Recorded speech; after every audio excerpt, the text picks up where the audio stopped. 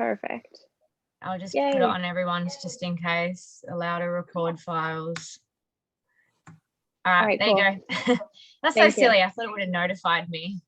And I don't know why I want my one big, but your head's big. Hang on. Let me just close that. 3 dots, mute my audio, stop video, pin. Haha. Yeah. I'm big. Yay. My bad. So where did you want to start? What did you want to know? Where do you want to start? Tor, I'm gonna let you guys like totally run this. Because what I usually do is when I run a workshop, so you know, I turned my notifications off. Okay. So what I usually do is when I run a workshop, I ask people why they want to learn. I ask what they want to perfect and like where they're at. And then we basically do braids without extensions, braids with extensions, and then like all the other like just extra techniques that I do, like the pancaking of the braids and whatnot. And then I just go over any questions that anyone has. But yeah, what do you guys want to learn? Because I know you're seasoned veterans at braiding. Totally. Yeah. We'd love to see kind of first off just your feed-in method, specifically like how you start the braid, get a lot of hair showing right away. Right. We definitely do want to see the pancaking as well. I would love to see cool. how you add hair in for like detail feed-ins as well. And any like of those like extensions that are like braided and then hanging color just for kind of like the added color, how you kind of start that one. Okay. I'm pretty sure I know what you're talking about. I'm just going to go on your Instagram account on my phone. I think for me, a few of the things, like I want to see what products you use and when. And then also cool. like a lot of our braids, when we teach them our method, like our method's not good. So we really want to learn like your method of like how you're adding the hair and when and how you're holding your hands. That's cool. And then when we're teaching our method, the braiders' braids are coming out a little bit loose and also a little bit like messy. Like the sections of hair, like yours are nice and crisp and clean, and ours come out kind of like loopy and messy and like a little loose. So I see. Yeah, no, that's fine. So I'm just trying. What's your Instagram account again? So it's not it's braidbabes. Yeah, braidbabes official. Oh, braidbabes. Sorry, I was looking up braidbabes official. So this is a shared account where everyone's work gets shared. Yeah, that's for the whole company. So every city is in there. Cool. How many cities do you have? We have 3 right now. We have Buffalo, New York, we have Raleigh, North Carolina, and we have Nashville, Tennessee. Cool. And then you guys how do you guys know each other? I actually applied to start working for braids when it was just in Buffalo, New York, and Emily really started the whole thing on her own, and I was one of the first braiders hired, so we just kind of met through the business. Yeah. Same. And then what about yourself? Sorry, I didn't catch your name, Beanie. Sorry, I'm Alex. Alex, sorry. Then how do you guys know each other? Sorry, I'm just scrolling. It's all through Braid Babes too. I knew one of the other braiders that works for her, and I always like knew how to braid, so I kind of reached out to her and was like, "Hey, I want to work for this company. What do I do?" So kind of got. Cool. And did either of you know how to braid? I used to braid myself when I was younger and like friends and stuff. It was all just kind of like learned from YouTube. So I had like base knowledge. I obviously learned a lot more since working for Braid Babes, but I had like a pretty good base to start. Cool. Who did these? Meg, not one of us. I should have been like me. You. Another one of you? Right. Yeah. Right. And how come she hasn't shown you how to do that? I don't know. No, she uses the method that I taught, but it took her a long time to get that good braid because my method is not ideal at all. Like it's really flubby, and you can get good at it. Like I got good at it. Like I can create a good feed-in. Yeah, like a year later, I got better. Yeah. It takes a really long time. Like but it's kind of what is it kind of one of those techniques where it only really works for you, whereas you want to come to me because I obviously teach multiple different people who don't even know each other and they all manage to learn. Okay, I got you. Yeah, that's fine because I have three ways that I braid. Not what that I teach, I should say. And I basically choose the technique based on how the person either already braids or like if they have no idea how to braid, I pick one of the techniques. It just depends like on the person. So there's my way, and then there's my way that's been tweaked, and then there's like a kind of different way. So what I usually teach people is the tweaked my way, because same as Emily, my way, I can braid amazing with my technique, but I find that I used to teach it, and when I'd try and teach it, people just wouldn't get it. And I was like, right, I need to change this to make it somehow easier, but still the same. So I tweaked it a little bit purely for workshops. So that's what I'll teach you guys today. Because Awesome. It's basically the same situation. Yeah, Emily. like So I totally understand that when you say that only you're really, really good at that technique. Yeah, because Meg's been with us for a year and a half, and I remember Meg hated feed-in. She couldn't get it. Like I was trying to teach her, she couldn't get it. So like, we have a lot of room for improvement on our method. Yeah, your work's still so good, but I get that obviously it's an Instagram feed and you only want to post your best, like your favorite photos. Yeah, we have plenty. We have plenty of bad. I'm like, oh, you guys are really good, but no, I get where you're coming from. That's all good. I was just trying to nut out what you wanted to learn. Whoever's doing all the boho stuff's really good, like this stuff. I think that was also Meg. Yeah, she's really good. No, I think that was Amy. It might have been someone else. Amy? She's not in this chat, yeah? We actually have like 40 braiders. So we have a lot. Oh, so in each city, what is there, like 10 of you or something? Buffalo's our oldest city, so there's about 20. And then there's like 10 in Nashville and 10 in Raleigh. How do you manage all that? It's a lot. It's not very fun. Yeah, I'm like, oh, I struggle just with like one other braider. Let alone that. But you guys are more focused on doing groups and stuff, hey? Yeah, we do a lot of parties. And festivals and parties and braid whatnot. bars, Yeah. No, that's cool. So I'm just scrolling because I'm just trying to look at like the improvement stuff that you're wanting to learn. All right, easy peasy. So I was considering like linking my phone to this chat and hooking it up in the ring light, and then you guys can switch views to this one, like as your main screen, if that makes sense. Because the laptop, I won't be able to like move it close to the head, like it's obviously a fucking laptop. So I can't just like put it on my ring light. So I'm just going to join the chat. I might go a bit echoey, but because obviously I'm so close, but I'll try. So what you can do so it doesn't do that is you can mute yourself on one and turn the volume all the way down, and then you're just using the one for like talking. So the laptop will be the speaker. Right. Okay, cool. Hang on, to join a meeting. So if I click don't connect to audio.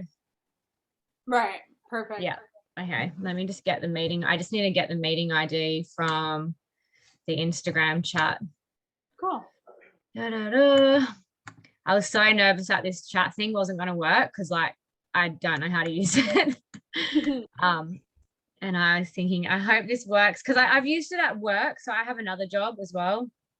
Oh wow! What's your other job? What do you do? I work in an industrial area in a suburb, like half an hour from my house. I was gonna say the suburb, and then I'm like, they're not gonna know what the fuck I'm talking about. Because when I'm telling a client, I'm like, yeah, in Welshpool, like. Anyway, so I do a bit of everything. So I do showing this video. I do quoting and I liaise with the customers, and let me just go back to the video. I do costing on jobs, making sure that we're making money on the jobs, and I do quality control, and I make up procedures and just everything. I've worked there for 8 years.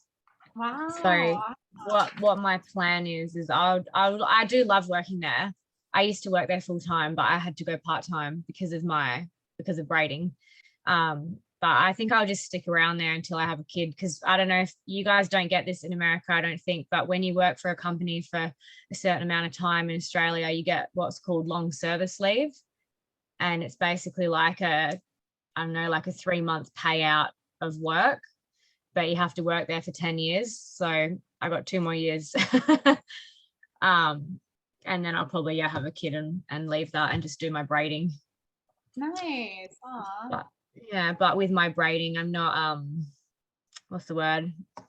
I have plans, but not what you guys are doing. Like, I did originally want to do that a couple of years ago, but then I was like, no, and I don't mean this in a bad way, but like, I'm super, super picky with my work, and I couldn't bring myself to get someone to do something in another city that I can't control, right, like the quality of it. So that's why I only have braiders in Perth. I've got 2 girls that work for me. One of them does parties and one of them works here.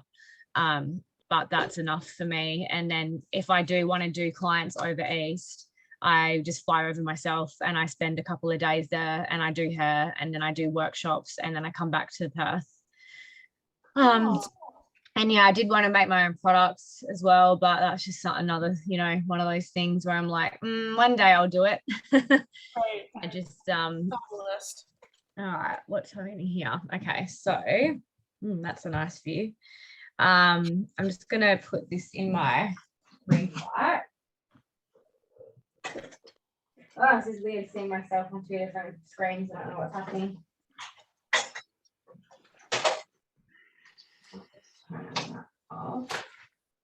Right, so this is obviously my front camera.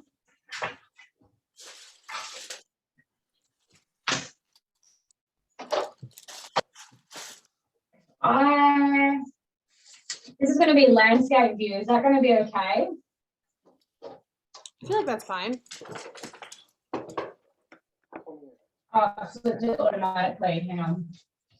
All right. How did I? Sorry, I'm just trying to figure out how I made me big. That one. Oh, this is so weird on my phone. I cannot. But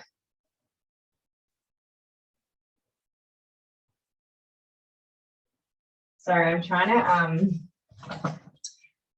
to make my screen big on my phone.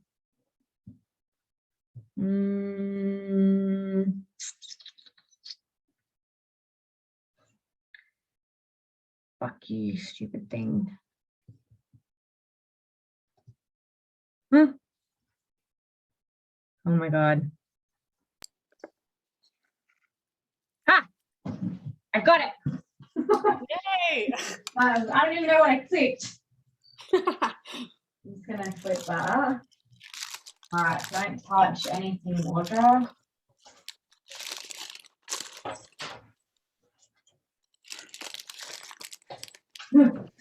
All right.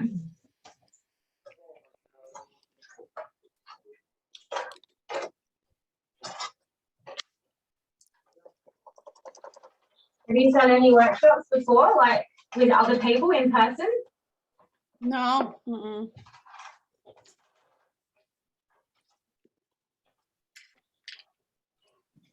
We used to teach workshops. Remember, we used to do the level 1s in person.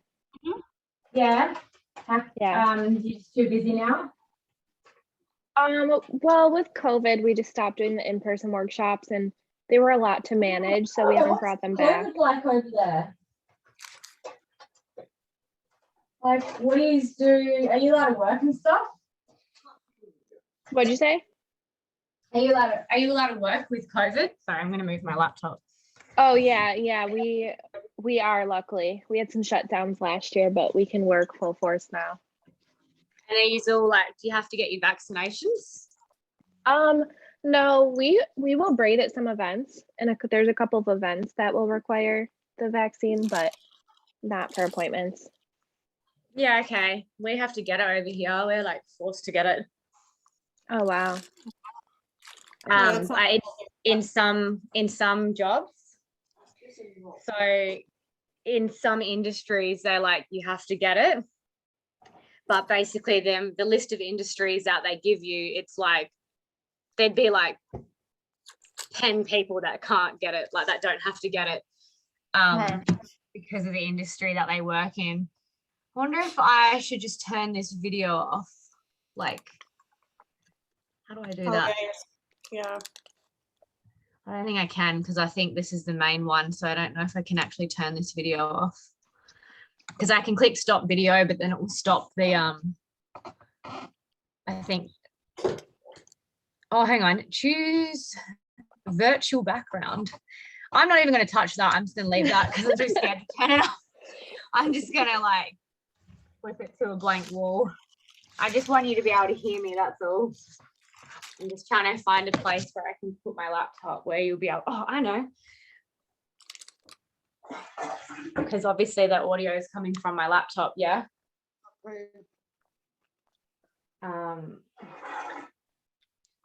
Right.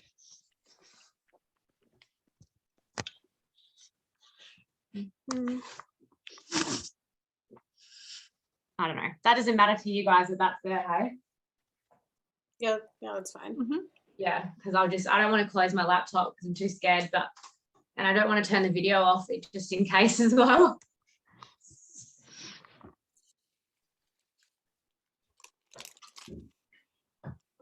Can you see the mountain of hair in my room? I know, I just said I like all those colors. Yeah, you have really good. It's fucking ridiculous. It's like really good hair too. Fine. Oh my god. Wow. Hey, keep going. Where's the back? My god. Wow. Yeah, I have to keep a lot of stock because I get so busy. Sorry, I'm just trying. So I just realized, you know how we're recording the chat? Which is it recording all windows? Emily, you've recorded before, right? I've never recorded. I don't. You don't want it to record this one because obviously you can't see anything. Oh yeah. You want it to record the phone one. Yeah, on mine I pinned the main one, so I think it'll be good. Really? Yeah. I'm scared that it's not going to work. It's just going to be like a... Well, Emily, she's recording it for herself too on hers. So how did you pin it so that she can make sure she gets the one that she wants? Oh yeah. So click that, add pin, replace pin. Yeah, boy. Okay, good. That's better, hey? Okay, perfect. Yeah. All right. Sorry, I really didn't want to fuck that up for you, and the whole thing just records a hair stand. Oh my god. That would fucking suck. Okay.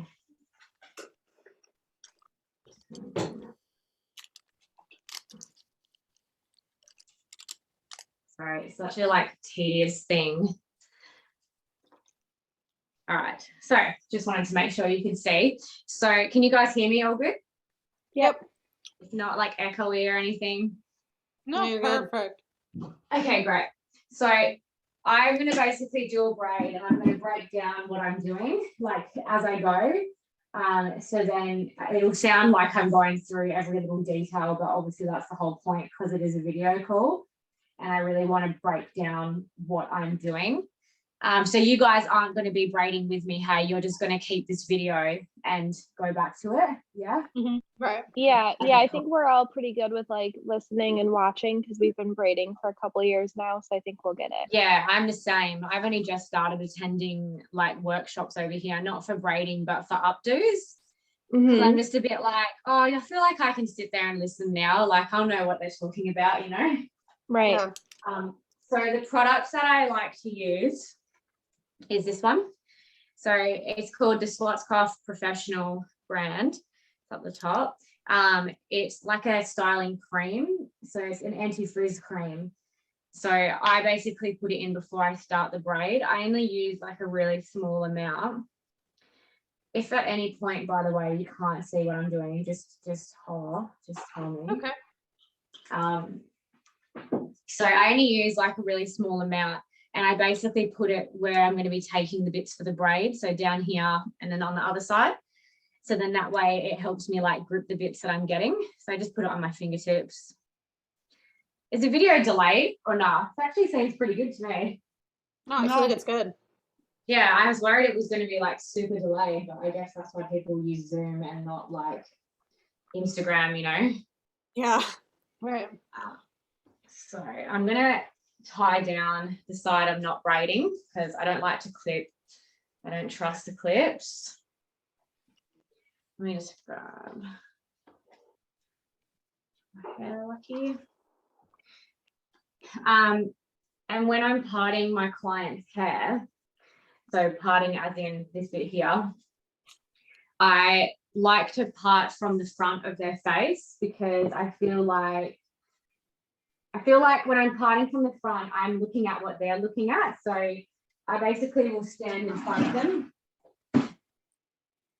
like that, and I'll line up the comb with the front, with the like the most central part to their face, which will be their brows or their nose. Because a lot of people ask me how I get my lines so symmetrical, and it's because I use their facial features. I don't stand from behind and use a comb and go back like that. I just prefer to look from the front. So that's how I get my lines nice and symmetrical. And that's the same if I was doing, you know, the 3 little ones. I would do one braid, I would do one part down the center, and then I would use the width of their brows to get the first braid, and then I would use the point of their brows out here to come out. So it would be one braid down the center and then 2 of the triangle shapes there. So I really use their like brows and nose to get like my lines nice and symmetrical. So I'm going to demo without extensions just because it will make it a lot easier for you guys to see what I'm doing, and then I'll do a second part of the demo with extensions. Is that okay? Yeah. Okay, cool. That product, I'm just going to comb it in a little bit. Can I ask you a quick question about the product? If you have someone with like very, very curly hair, do you do anything different as of like this point? Would you have used a different product? Would you have used more of it? Do you mean like Afro type hair? Mm-hmm. So if I'm honest, I don't get many people with Afro hair come in here. And I'm going to assume, and I mean this in the nicest way, but I'm going to assume it's because in Australia, if there is someone with Afro hair, they tend to have their family that come out, like that came to Australia with them. And I find that they all braid each other's hair. Like they don't come to me because, you know, their auntie does it type thing. I just don't get many people with Afro hair. Okay. We don't get that many, but we get some from time to time. So I was just wondering. Yeah, but but with regards to the product though, I never use a different product on anyone. Cool. So I always use the same product, and the only time I would really use more would be when someone has super clean hair. Because I always ask my clients to prep their hair. So like, I'm just gonna like look at the camera because I feel weird that I'm just like talking to thin air. Sorry, this is cinnamon, by the way. So when I braid someone's hair, I use the same product, and when they come to an appointment, I always ask them to prep their hair. So I'll always say to them, "Oh, can you please?" They get an email when they book, and then I'll say, "Can you please have your hair at least 4 days old? Make sure it's straightened." So that means if someone's got curly hair, they should straighten it. It says straighten for best results. So it's not like you can't come to an appointment unless you straighten your hair. You can come with curly hair, but just expect the braids not to be as good if you had come with straight hair. Does that make sense? Yeah. Mm-hmm. So it's all just part of like the hair prep, I guess you could say. So it's not only me doing the work, it's also the client because they need to prep their hair and follow those instructions. And if they don't, then the longevity of the braid might not be as good, and they might not look as neat and tight because their hair's all fluffy. Like, it's just things that are out of my control. So I try and control them before they come to the appointment, if that makes sense. So remember how I said there's 3 techniques? I'm going to show you one. So that's what we're going to do. I'm just trying to get it on an angle where you can see what I'm doing. So when I start the braid, I want to start with a nice even triangle. So you imagine that's the point of your triangle, that's the sides, that's the bottom. So the reason why you want to start with a nice even triangle is because that kind of sets the direction of your braid, because when you pull that tight, it's going to have the same amount of tension on each side. And that's how you get the braid nice and straight and a nice, what do you call it, even line. So when you're braiding, I don't know if you guys can see that you want this, when this is just boxer braids, by the way. But when I call these boxer braids, I don't know if that's what you call them. Is that what you call them? No, but I knew what you meant. Yeah, so the 2 Dutch braids. So when you're doing a braid, you want to make sure you've got the same amount, you've got the same width on that side as you do on that. So that means that this side has the same amount of tension as this side, and that's how you get a tight braid. Because you know how you said that your braids are a little bit looser? It might be because you're braiding like this, and that bit there is really wide, and that bit there is nice and tight and short, or vice versa. You might be dragging that up too high, and then that bit there is nice and tight and short. You want it to be like that, straight down the middle, or straight down. You know what I mean? So tip that upright. I'm going to split that into my 3. Should have set my TV up in here on my Chromecast. So doesn't matter if you start with the left or the right piece. It really does not matter. I just realized, am I left, your left? So if I say this is my right, is that your left? Yeah, but it's okay. Yeah, it is, but it's okay.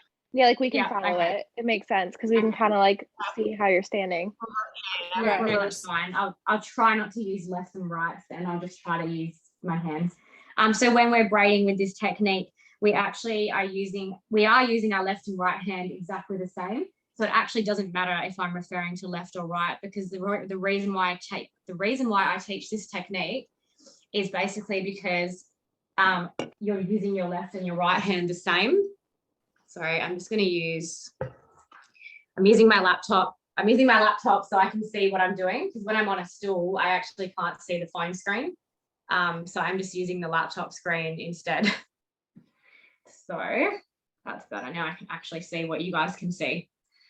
So you want to pass the piece underneath. So what I do is, there's no real way to start the braid besides passing that under.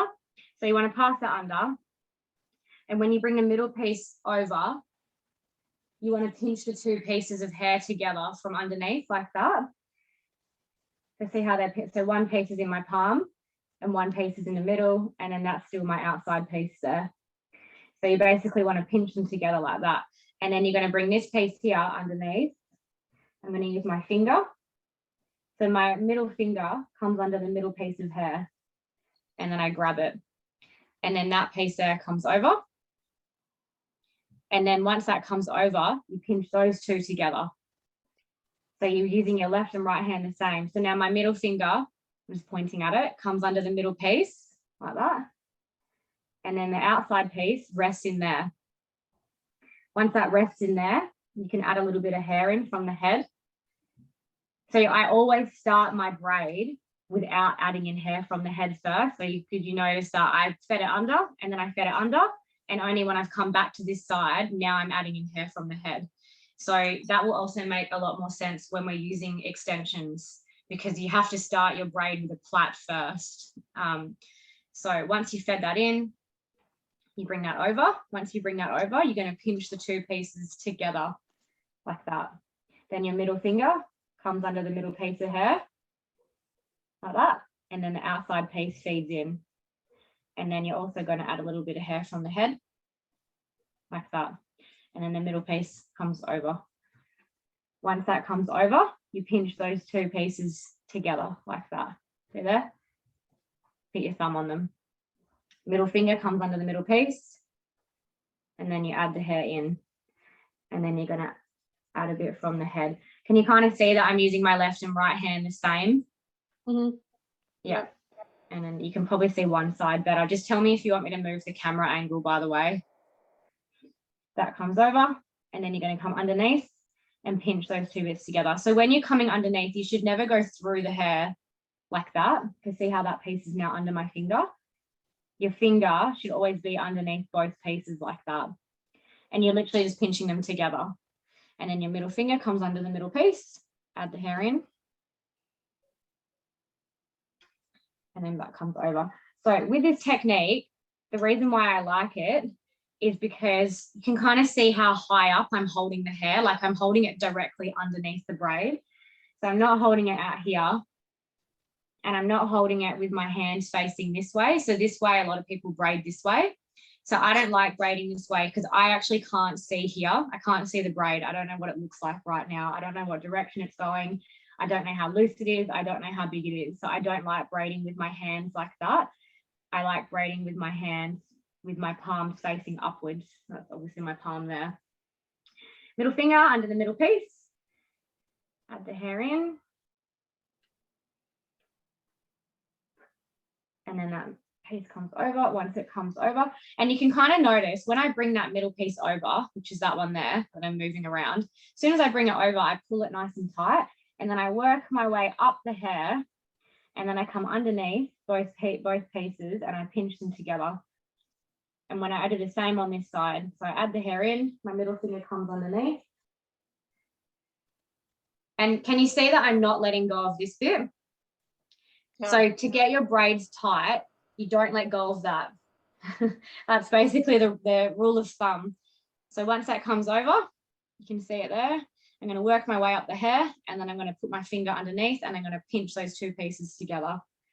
Once I've pinched them together, I don't let go until I get back to the other side. So I'm going to add the hair into that little space. I'm going to bring my middle piece over. As soon as I bring it over, I'm going to pull, pull, pull, pull, pull, and then pinch them together. Is this all making sense? Yeah. Okay. Is this how do you braid, Emily? Is this any way similar to what you do? My way is really so bad. I'm like full fist in the hair with my pinkies down towards the head. Oh, so that way? Yeah, with the pinky, my pinky is like holding the braid tight where your thumb is holding the braid tight. My whole fist is like in there. I do it that way, like down like this, but Emily does it like pinkies in there. Yeah. Right. So when I teach this technique, another reason why I like it is because I'm only using 3 fingers. I'm only using my thumb, my index finger, and my middle finger. That's all I'm using. These 2 fingers just kind of hold the hair in my palm. Hang on, let me just swap sides so you can see a little bit better. So these 2 fingers basically just help hold the hair in there. But even if I didn't have them closed, it still kind of sits there. But that's why I really do like teaching that technique is because it's simple. Like it's meant to be the most simple way that I can teach someone how to braid, you know? It already looks so pretty. I love it. I think it will help a lot. When I'm doing, don't judge my workshop braids, because when I'm doing a workshop braid, I always find they come out a bit messier because I'm really trying to like emphasize everything I'm doing. Like I'm like, you pull the hair over and you wiggle your way up the hair and pinch it. Like I really try to emphasize what I'm doing. So I always find my braids turn out a bit on the piss, but that's okay. So I'm just going to do a little bit more, and then I'm going to restart the braid, and I'm going to use extensions.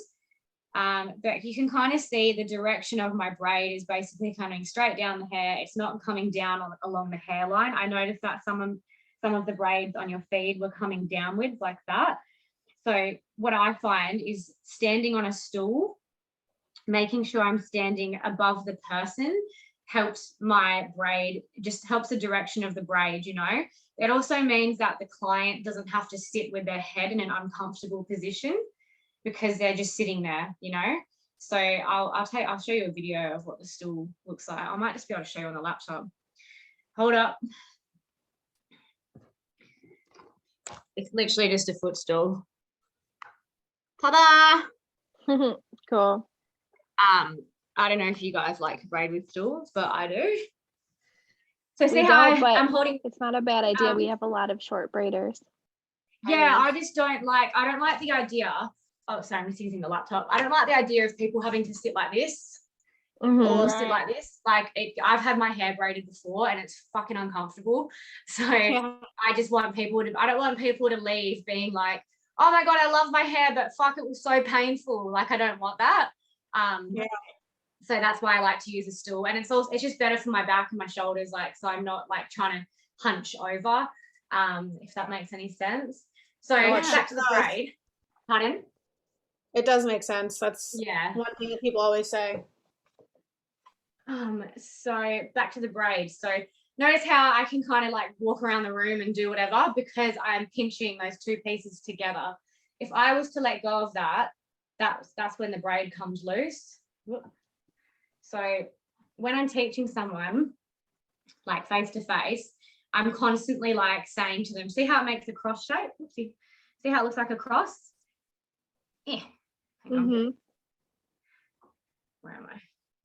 There you go.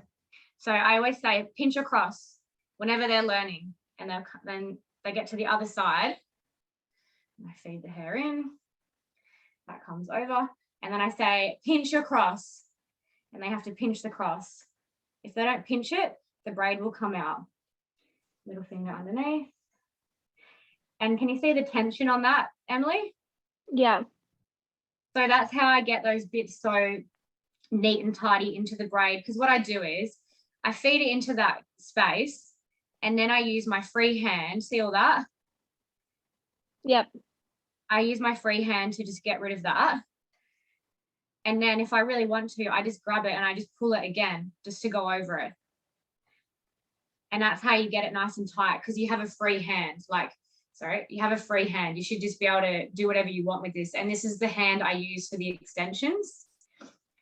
So same thing on the top. So pinch across, middle finger comes underneath, add the hair in. Just say it goes in like that.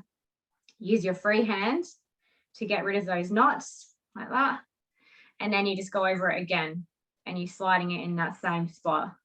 See if I can turn the camera. Can't really see it that well, but because it's on top of the head. But see how it's flat now? And you can just keep going over that until you're happy with it, because you have a free hand, as long as you don't let go of your cross, which is underneath my thumb. Pinch across. I'm just fixing up any knots. And you should, when you're doing this technique, you should always very clearly be able to see the three pieces. So you've got one's in here, one's in here because it's being held on the cross, and then the third one's just the one that's hanging down. So I'm going to bring my middle finger underneath and I'm going to feed it in. And then if I want, I'm going to go over it again. And then that one there drops over like that. Once that drops over, I'm going to work my way up and I'm going to pinch those two pieces together like that. So then I've got one in my palm. Sorry, this is a really awkward angle. One in the middle and then the outside one. Just going to turn that back. Making sense? Yeah. And if you don't mind keeping on going, because we actually also struggle with how to teach around the neck, when you get to that bottom part. Yeah, no, that's fine. That's a good idea. I didn't think about that. So I do have a quick question. If they had like short hair or layers or anything, I know obviously this client here has like longer hair. Do you ever add any product in throughout braiding, or do you try not to, just that initial product? Just the initial product. So when people message me and they're like, how do you get your braids so tight? What product are you using? Why do they look so neat? I'm like, okay, so the magic product is my hands. Magic product is my fingers. So I don't add product as I go. everyone's always really surprised when I tell them that. They're like, and they think that when I finish the braid that I must use a shit ton of hairspray, but I don't. I'm not big on hairspray. I really love that product that I showed you guys, and that's why I want to make my own products, because like how cool would that be? But anyway, so no, I don't add as I go, but I do. If I have a client come and they've got like really short hair and I'm adding in extensions, I'll always tell them before I even start, I'll sit them down and I'll say, more than happy to put extensions in your hair, but I'm just letting you know that you will have some little tufts coming out, because I can't do anything about that, because it's so thick and blunt. Like I can only pull it so much with my hands. So the best thing to do that I find is just be honest with the client and just be like, hey, you're going to have little bits coming out because your hair is so short and blunt. But I've got a facts section on my website that kind of explains about different hair types and what will work and what won't. So then that way, if people want to go to the effort of reading that, they can. But yeah, sometimes you just can't help those things. Like if it's just their hair type, you know? Right. I'm just going to turn her head because I'm getting, so are you guys cool if you can't see the top part? Yeah. Okay, cool. Because like I said at the very start, I'm literally mimicking what I'm doing anyway, so it's all good.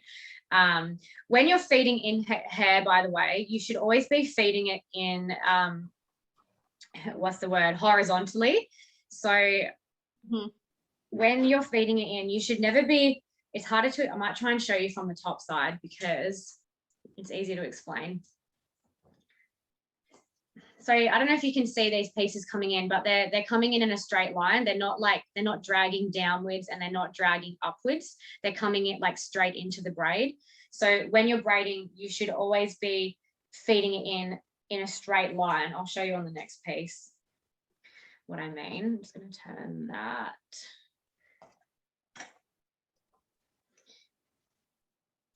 So, sorry, I'm just trying to get a good angle. So essentially, I'm just going to bring my finger under. I'm going to put that in there first. So this piece here, you should never be grabbing a big chunk and dragging it upwards like that. Oops, sorry, upwards. And you should never be grabbing just a little bit like that and dragging it downwards. See how that's like on a downward angle? You want to just grab in line with your fingers. So see how my fingers here? That's what you want to grab like that. Because if you're dragging it, you're getting, your braids will be looser. You really want to have the tension like as tight as possible, because if you're dragging it on an angle, obviously it's going to elongate. So you just kind of bear that in mind as you're braiding. So the thicker your braid gets, the wider you will have to go with these pieces, because that's just what will happen, because your braid's getting wider. So the pieces that you're feeding in are also going to have to be wider. Does that make sense? Yep.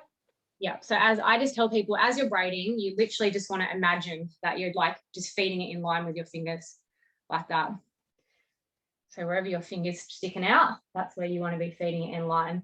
And that's, again, how you get the tension so tight like that. All right, I'm going to come back around. I'm literally breaking my back doing that. Get up. Right. Does that make sense? So it's all those, it's all those like little details that you don't really think about when you're braiding that actually make the biggest difference in your braids themselves.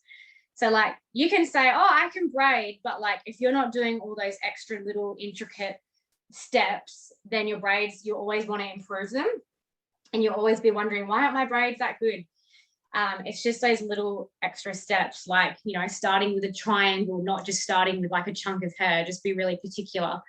And feeding in horizontally like this. Don't just grab a chunk because you want to finish the braid. Like just always grab it in line like that. Don't get impatient. Just little things like that. All right, when the head starts to curve, so when it starts to obviously go like that, what I tend to do is I make the client just look down a little bit, because that means that rather than the head just dropping off, it's kind of like I'm following the curve of the head. So I always get people to kind of look down a bit for me. And what you want to imagine is when you're braiding, see how close my knuckle is to the head? Like it's all basically touching it. So when you're braiding, you always want to make sure that your knuckles are touching the head. Not these knuckles, obviously, the knuckles on your fingers. So you come underneath. And I'm just going to have to move her head down even more because I can feel that there's a gap between my knuckles and her head. So I'm going to make sure that my knuckles aren't leaving the head. Pinch across. So you can also see how high up I am holding the hair in there, like I'm holding it as high up to the braid that I can. Yeah. Middle finger comes underneath, add the hair in. See how my knuckles touching the hair head? So that's how I know how a lot of people are like, I get this saggy bit here. The reason why you get the saggy bit is because you're braiding like this. So you're braiding, you're like, yeah, this is amazing. And then you finish the braid and then you're like, oh, fuck. So that's pretty much how that happens. So you want to make sure that your knuckles are always touching the head. That's the secret to getting the braid nice and neat. So I've just forgotten where I'm at now. Here we go. I'm going to move her head down even more because the neck's starting to curve even more. And you kind of see how I'm pulling it. So you're pulling it and then you're wiggling your way up and you're pinching your cross together. And then the middle finger comes underneath. Add the hair in. So see how the hair is always sitting underneath. When I'm teaching a workshop, you always hear me say, hold your cross, underneath. I'm always saying underneath. Pinch across together. And you see how you always see the tip of my finger? So that's where I'm holding my cross. Always make sure you can see the tips of your fingers. If you can't see your fingers, then you can't differentiate the difference between strand 1, strand 2, and strand 3 because they just merge together. So you want to make sure that you can always see the tip of your finger so the 3 pieces are completely separate. Make sense? Yeah. Yes. Cool. Sorry, I just wanted to check as I'm going so it's not like you ask me at the end and then I can't demonstrate because I've already done the braid. Right. Hold your cross. So you can always see my finger even there. Underneath. Grab. Add the hair in. So that's going to be the last bit I add in on that side. Maybe I've got one more actually. Nope. Add the hair in. So can you see, do you notice how high I was holding it? Pinch the cross. Same concept when you're plaiting, come underneath, grab the hair, bring that over, and turn her head. Middle finger comes underneath, add the hair in, and then that comes over. Hold your cross, underneath, grab, that comes over. Hold your cross, underneath, add the hair in, hold your cross.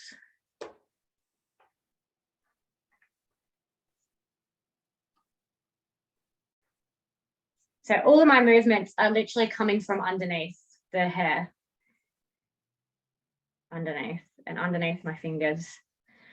All right, I'm just going to quickly finish that off. I'm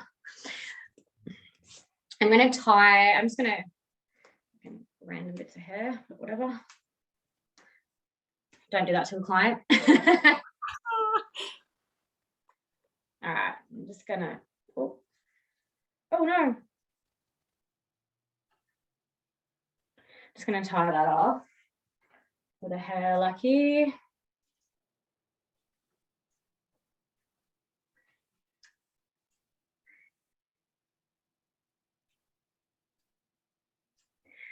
All right, do the other side and hopefully, so can you see this symmetry on that, like coming straight down the head like that, same amount going into each side.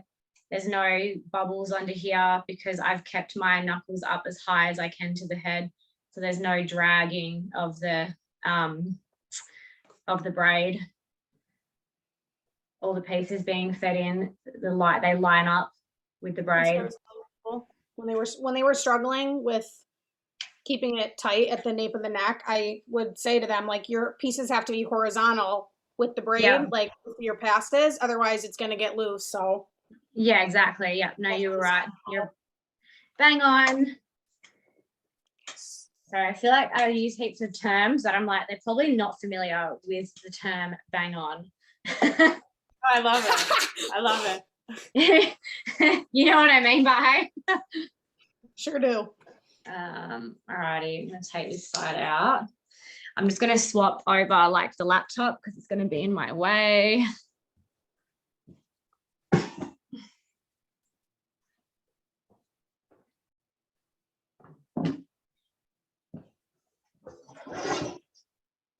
So I can see what I'm doing.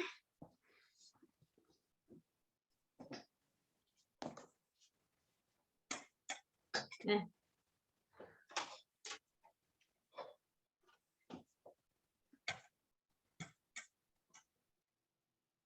This side might show better because my camera is up the top. So maybe it'll show, maybe you'll see even that little bit better on this side. But like I said, if you can't see anything, just tell me. But at least, you know, if you can't necessarily see celery, if you can't necessarily see what I'm doing with like my left hand, at least you know that I'm mimicking it with my right. But yeah, like if you really, yeah, like I said, if you can't see something, just tell me. I'm going to grab a packet of hair. Oh, what color should I use? Thanks. So many. I'll use blue because I know that you'll be able to very clearly see it on the camera, like because it's so bright. That's cool. Or do I want to use an ombre one? That'll be fun. Yeah, do an ombre one. An ombre one. So I'll do the braid tie and then we'll move on and do the pancaking on the next braid.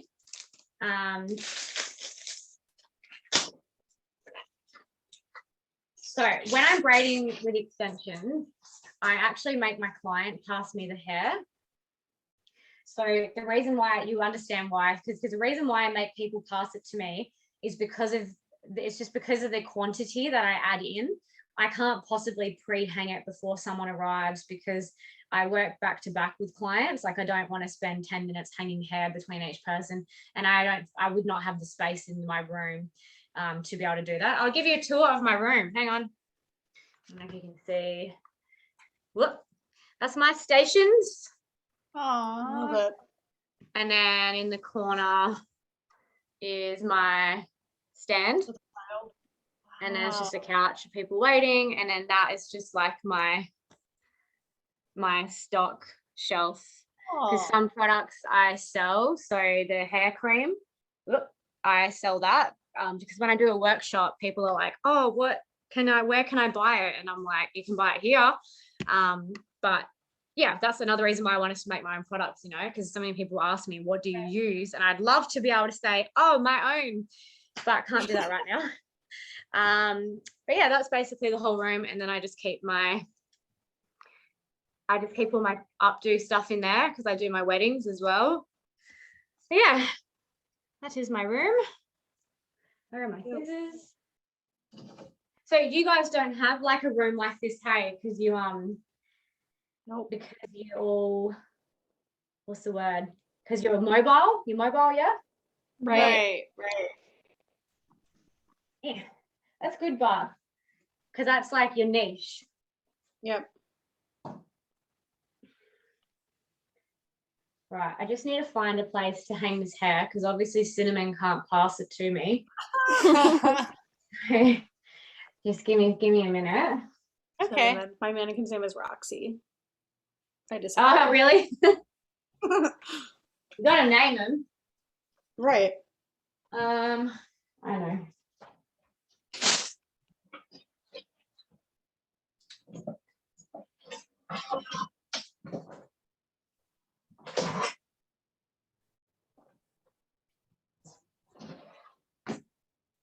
Right. So when I'm feeding in extensions, you know how I said you start with a little triangle of hair and you split it into 3? The first piece that you add in should never be thicker than one of these. Yeah. So that's kind of the guide. That's like the guide that I'm going to attempt to explain to you. When you're braiding with extensions as well, by the way, everyone's hair is different. So you might have to start a little bit thicker on someone else's hair. You might have to start a little bit thinner on someone else's hair. Ooh. Okay. That basically the rule of thumb is don't go thicker than one of the 3 strands. So I'll show you the first piece that I'm going to hang, because I'm just going to hang it on this chair here. So, whoop. Oh my God, this is so uncoordinated. Where am I? There. So that's the piece that I'm going to start with. It's only very small. I'm going to just hang it on the chair. So when I feed extensions in, I use my, you know how I said you have a free hand while you're braiding? So I use my left hand, my left free hand as I'm braiding to feed the extensions in. You only want to use one hand because you should be using the other hand to hold the braid in place. And when I'm feeding in with extensions, I am not changing the way I braid at all. There is no changes whatsoever. Everything is exactly the same.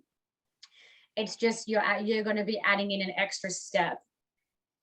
So, and you want to keep the pieces quite consistently small as well, because you know how you say that you want to know how I do it, because I guess you're saying that the color is so gradual and you can't really tell where it's being added in.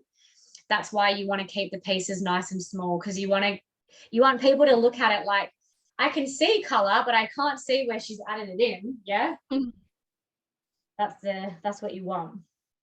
All right. Just do this. This is one of my new colors. So also, you guys will probably have your own hair supplier, but when someone attends a workshop with me, I do give you a discount code to use on the website. I know you guys are obviously in America, so postage would be quite expensive, but if you ever decided you needed an emergency stock order or whatever, like at least you know where you can find it. I can express post it to you. The packets of hair, and I'm talking in Australian dollars, by the way. But the packets of hair end up being around $9 to 12 Australian dollars, which would probably be about $6 US to $9 US dollars. If that helps you if you're trying to work out how much you'd be paying for the hair. But when you're doing, I only like to use quality hair extensions, so you can probably see that this is quite smooth and very easy to separate, like it's coming apart really easily for me. And that's because I like to use the nicer quality synthetic extensions. However, when you're doing boxer braids, you can get away with using like not as good a quality because you're plaiting it all the way down to the end. So no one's going to know if you're using like a cheaper brand extension, as long as it's not giving you grief when you're trying to, feed it in and it's getting all knotty, because there's nothing worse than knotty hair extensions. That is my advice to you. Just try and either source just better quality extensions, because I did notice that the hair extensions that you guys use look a bit fluffy. Do they get knotty when you're trying to braid with them at all? Yep. Yeah, sure do. Yeah, it's the quality of the extensions that you're using.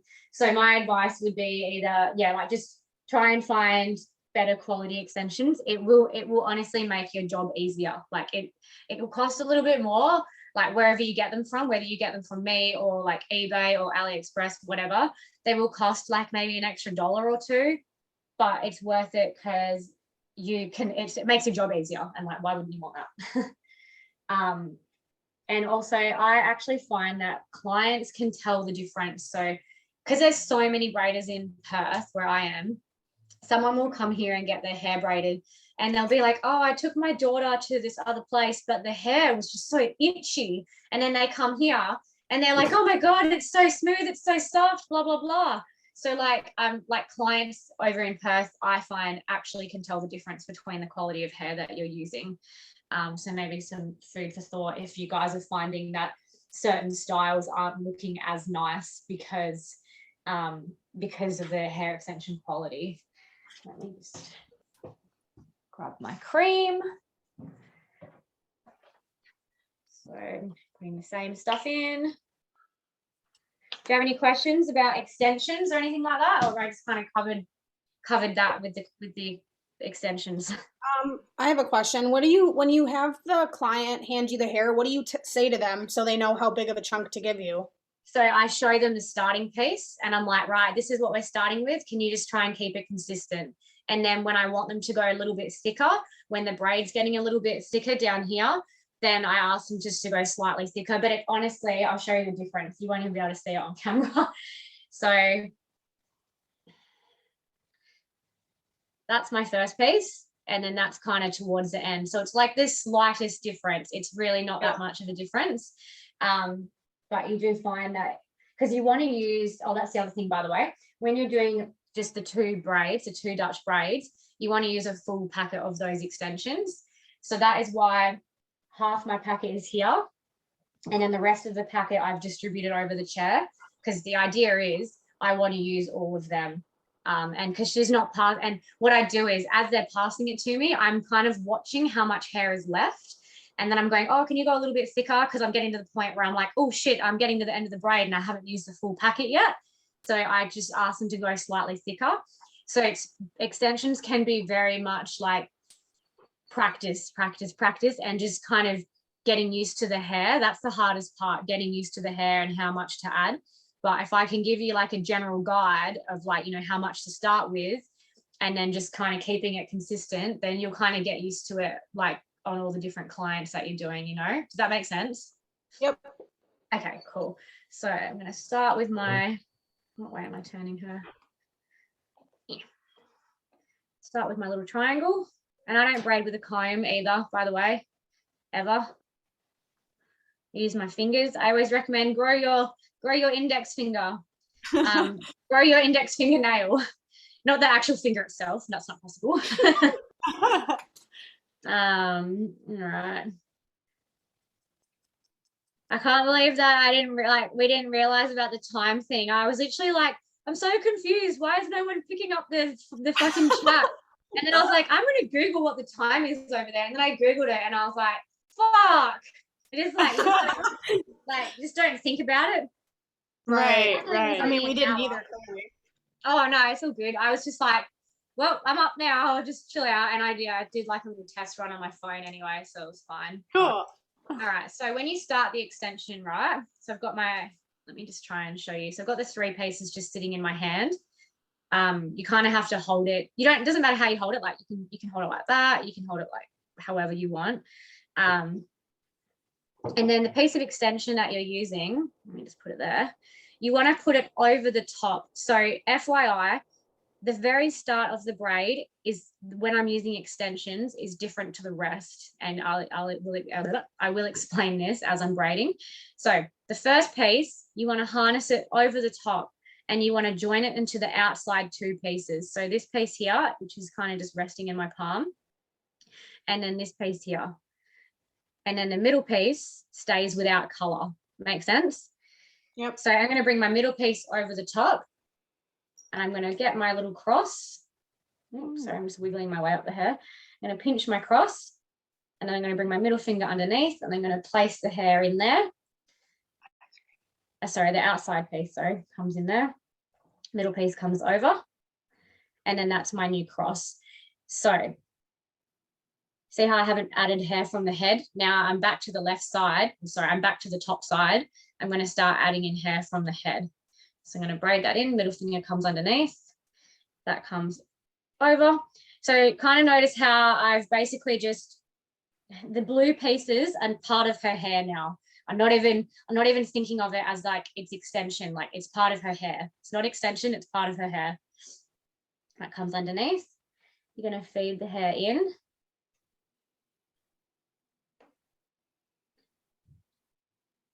And what you want to do is, this is what I train people. You know how there's one bit of hair that doesn't have color in it yet? When that bit of hair gets to the left hand, my left hand, you guys can use whatever hand you want to feed extensions in. I'm right-handed. So the reason why I like to use my left hand is because I feel like this grip here is better with my right hand. So I'd prefer to be holding the hair with my right and feeding with my left, because I feel like I'm holding the hair a lot tighter. So when that piece that has no color in it gets to my left hand, that's when I'm going to add the next piece of color in. Add the hair in. So right now I'm just doing a normal braid, but because we've started with color, no one's going to know that you're skipping a few pieces, you know. Add the hair in, come underneath. That comes over. Come underneath, add the hair in. Right, so back to my left hand, which happens to be on the top side. I'm going to add the hair in, add the hair from her head. So I've essentially, and this is what I meant at the start when I said I'm going to use my right hand to prepare the hair. So my right hand is holding it all. Let me just try and move her downwards like that. So my right hand is holding all the pieces. The next step would usually be to pull that one over, yeah? But instead of doing that, I'm going to add a step in. So the step is grabbing the bit of hair, and you're basically going to feed it in to that space. So one half of the hair is here, and the other half is, in there. Make sense? Yep. Once you've put that in, the middle piece comes over, and you get underneath and you pinch across together, ignoring this piece. Ignore it, right? We're just going to braid normal with my right hand. My right hand. Pinch it together. When you get back to the top side, you're going to add that in to the outside piece. You're going to add hair from the head, and you're going to feed it into that little space. Once you've fed it in, you grab your next piece. So you do this every single time now. So you shove it in there, you hang that over, and that comes over like that. So does that make sense in a video? Yeah, that's cool. I'm going to obviously do the whole thing. That's unique. It's unique, is it? Yeah, I like it. Yeah, it's very gradual, and that's why you can't really see where I've fed it in, because there's not really, like, besides the very start, you get that little lump, but that's so you can get color running through the braid from the start. Add the hair in, so sorry. That's the other issue that we have with training people, is having their loops show, which means they're adding the hair in the wrong spot. Yeah, so you're getting like the loop over the braid. Yeah, like the loop of the extension hair. Yeah. Yeah, it's basically like that, but all the way down. Yep. Yeah. Cool. So I've added the one that was hanging. That's all become one piece. I've prepared it all. I've done the hair from the head. The very last step is to grab a piece, feed it in, hang that there. Add the hair in.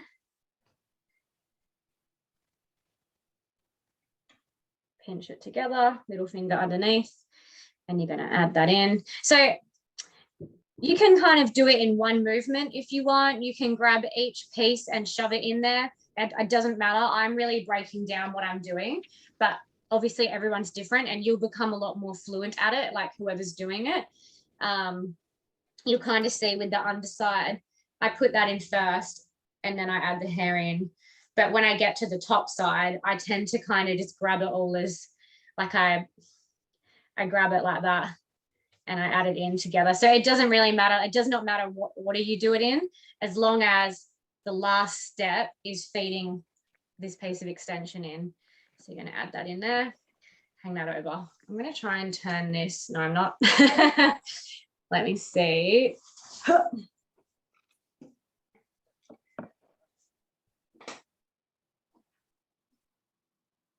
Oh, I might be a bit too far off. Hang on.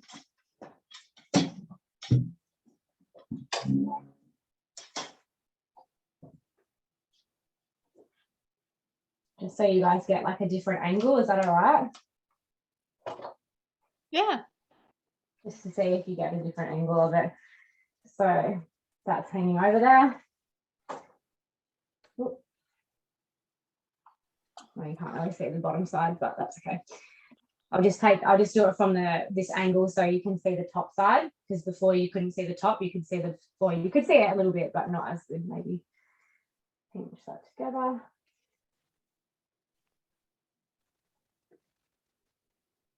Hair from the head.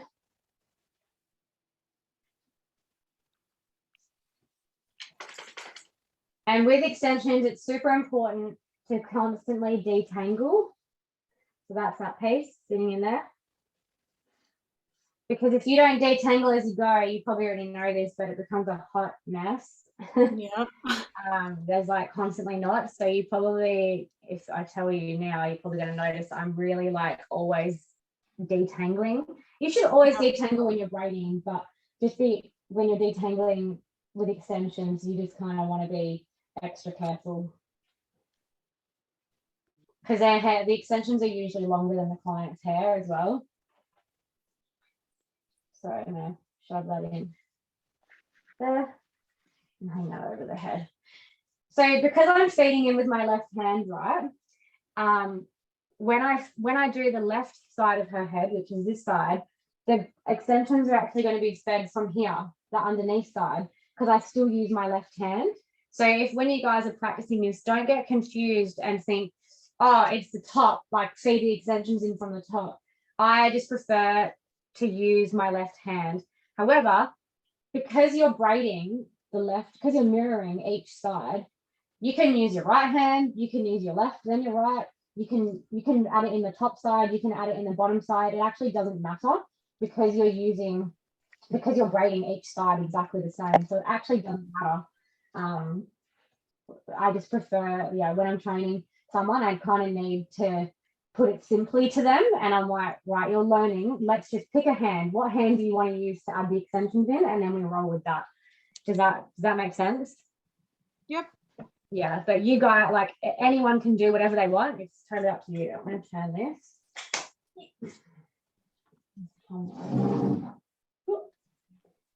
this way.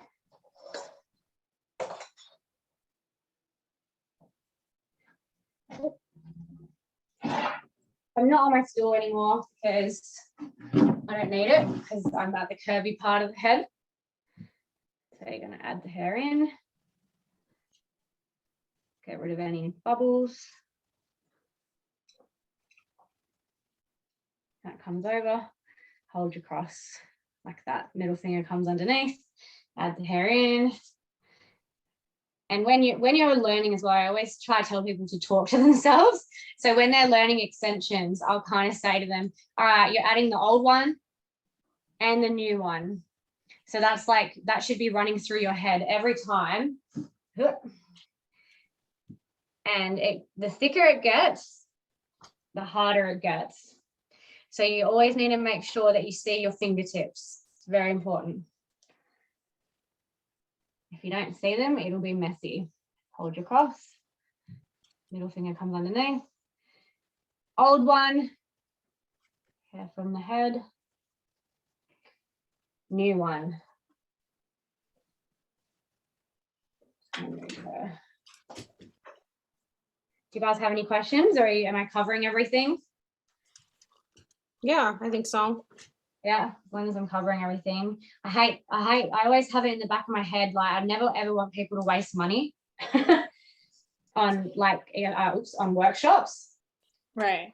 I'm like, just make sure you don't just like magically learn how to braid in one workshop. Like you will learn how to braid, but your braids won't look like mine unless you practice, you know? So I'm always like, please practice, please. Right. All right, I'm going to move her head that way because it's getting a little bit too hard now. So old one comes in. And you kind of notice that I'm flicking it over her head. And that's purely because if it hangs down like that, it's kind of going to get in my way sitting there. Like so I just kind of flick it over the person's head. They don't mind. Did you guys work today? Yes. Yeah. What did you do? Wait, do you guys work outside of braiding?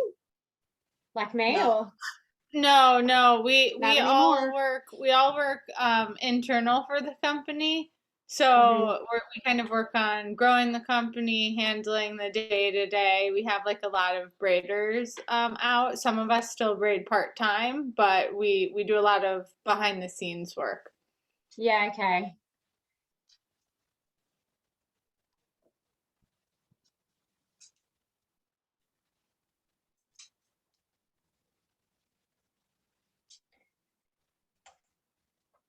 And I will show you how, I'm just going to skip. I want to have these 2 pieces left over because I want to show you something in the plait. So sometimes people will say, I want extra long braids. And what I say is that's fine, but you need 2 packets. And the reason why you need 2 packets is because you actually want to be spreading the hair all the way down the braid and then through the plait. That's how you get it long. It's not actually from using longer extensions. It's actually just from feeding in the extensions for a longer period of time. Right. So I'll show you. So you know how I said you just kind of plait the same as you braid when you're doing this technique. So I'll just get down to the part where you can actually see more of the plait. Just ignore what I'm doing. I'm just doing my weird way of plaiting. Right. So holding our cross like that, middle finger comes underneath, grab that piece, grab a piece of extension, you place it in that little spot. You can flip it over the head if you want, if it reaches. That comes over, hold your cross, middle finger comes underneath, add the hair in, that comes over, hold your cross. When you get back to this side, you're going to come underneath, grab, add the hair in, and then you're going to grab another piece of extension and add it in. So exactly the same as if you were braiding. It's the same thing. And that's how you get your plaits really long. If someone's like, I really want like long braids, that's how you do it. You don't use longer extensions. I've tried using the 40-inch extensions and they are so hard to use because they're longer than me. Like I can't, like they're legit longer than me. Like I can't stretch my arms out far enough like to grab the piece and put it in. Yeah, does that make sense? We tried the long ones for a minute and yeah, they just kept knotting up because they were just too big to do anything with. Yeah, because the bottoms start to plait because they're so long. Yep. Yeah. Yeah, so that's how, if someone says I want extra long braids, that's how you do it. You feed it into the actual plait itself, exactly the same as how you would be braiding it. And would you end up using the entire pack? The entire 2 packets? Yeah. Yeah, entire 2 packets. So I always find that the braid just comes out a little bit thicker. You probably add it in, if I was to take a guess, to make them extra long, I would say 8 pieces. So like 1, 2, 3, 4, 6, 7, 8. That's 9. So you basically just continue adding them all the way to about here. And that would make them like, down to your hip bone. Nah, that would make them about that long. Whereas when I do them regularly, they're probably only like, like just under your boob. So you get like an extra, I don't know, how many inches is that? 8 inches? What if you had just stopped adding hair higher up on the head and then used that hair lower in the plait? I just find that the portion of the braid, so you lose the, like the reason why I add it so gradually is because you can't really see where I fed it in. So if you stop and then you keep braiding, you might find that the color starts to lose, like you might lose a bit of the color because the person's hair starts to take over. And then on top of that, when you get to the plait part of the braid, you don't want it to start going super thin and then all of a sudden you start feeding in hair down here and then it goes like small, medium, thick, medium, thin, thick. You don't want it like that. You want it to be like consistent. So that's why I wouldn't recommend doing that, because you will lose the consistency of it. Like it won't look as like neat and tidy, Right. There'll be a point where it goes like in and out. Do you charge them more for the extra long? Yeah, so I charge them. So if anyone ever says, "Oh, can I have extra long?" If they want tight braids, it's an extra $20. And I'm not going to lie, it probably only takes me an extra 2 minutes because I'm only adding in like into the plait. It's not like I'm doing more braids because, as you guys know, it's braiding that takes a lot of time. So I charge an extra $20, but it's more so for the product and just because I can, if that makes sense. But if someone's getting pancake braids, which I'll show you a photo, I've got a book, I've got like a magazine here. So if someone's getting pancake braids, it's an extra like $60, but that's because it's about twice as much. So instead of being $60, it's $120, but that's because pancaking, and this will make sense when we do it on this side, pancaking takes twice as long. So I charge them more time, and then they have to fan out the plait as well. So it's like a lot more time. It's not just feeding in hair. It's actually like a lot more technique. But I'll show you on the other side when we get to that one. I'm just going to plait this down, make it look all pretty. This color's sick. This is a new color. I haven't used this yet. I don't know if you can see that. It's really pretty. Yeah, it's really good.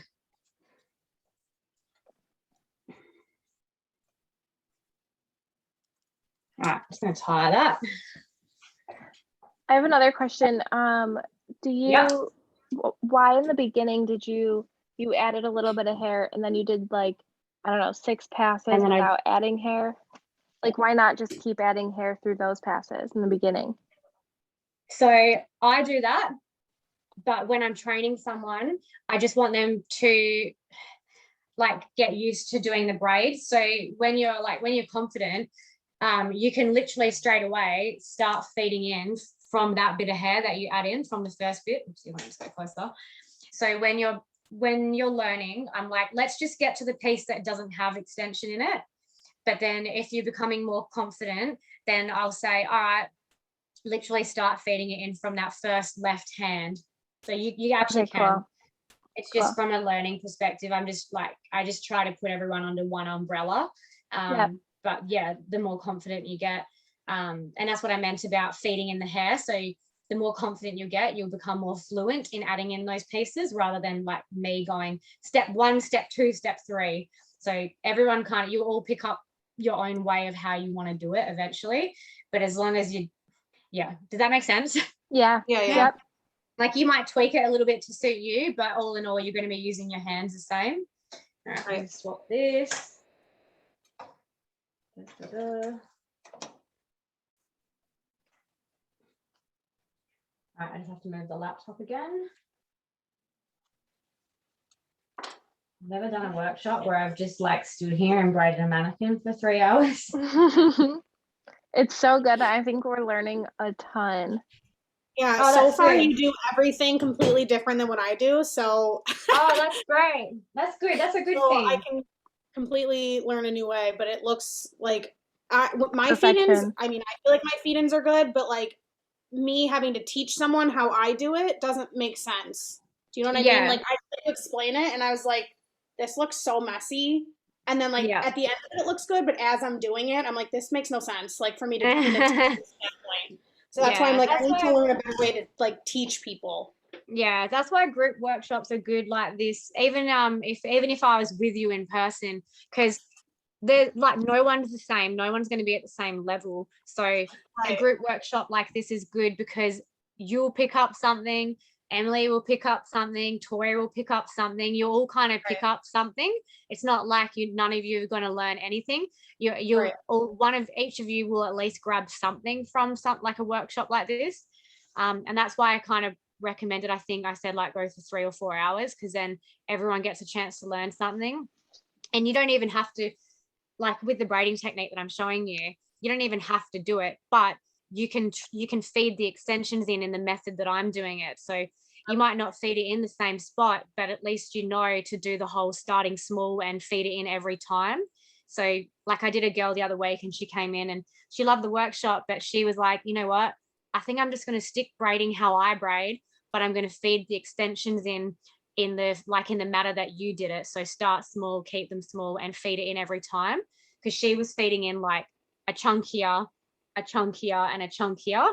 And she just didn't know why her braids weren't turning out as nice as she wanted. And like, that's fine with me. I'm like, if you don't want to do the technique, that's totally fine. But at least she kind of learned, at least you still took something away from it. Right. But yeah, anyway. I actually had one more question. Yeah. Did you say you ask your clients to not wash their hair for 4 days before? Yeah, I say 2 to 4 days in the email, but 4 days is better. The dirtier, the better. Do you guys not? Oh, well, you guys do. It's harder for you because you're doing groups of people at festivals and hens parties. So like those sorts of people aren't going to want to not wash their hair, you know? Well, we actually do the opposite. It's actually completely opposite. So we ask them to have clean hair for appointments, mostly because like we didn't want our braiders like having to show up and like braid someone's dirty hair. Oh, no, the dirtier the better. But usually at festivals, their hair is dirty. That's when we get really dirty hair. That's true. Yeah. So festivals, you can't crowd control like what everyone's hair is like. But if they're coming in for an appointment, I would probably recommend that you can even go on my website and read the FAQ and just like pluck bits of information on it off it if you want. I don't mind. If they show up with clean hair, like, can you tell? And is it a big difference? Yeah. Oh yeah, I can instantly tell. I'll literally like take the hair out of Hair Lucky, and I'm just like, "Did you wash your hair yesterday?" And they're like, "Oh my God, it was so disgusting. I had to wash it, blah, blah, blah." And I'm like, fuck's sake. Like, I'm like, okay, that's all good. But just letting you know, and especially when their hair is thicker and shorter, like it's just so prone to slipping out because it's so thick. So it's all good and well. Like I will braid whatever, like you come with an afro, you come with curly hair, straight hair, clean hair, oily hair, whatever, I'll braid it. But if you want the best results, you should follow the hair prep instructions in the email. And I've got regular clients and sometimes they come with clean hair and sometimes dirty hair. And I can instantly tell because I'm used to their hair being prepped properly. And then there's been times where they haven't been able to keep it dirty, which is fine. But I know, and they're like, "How do you know?" I'm like, "I can feel it. It's like silk in my hands. It's so slippery." So how long do you think your braids last? So it depends on the style. So like this sort of style, so I don't know if you can see both cameras still. Like this sort of style, I say so obviously I have to umbrella it because everyone's different.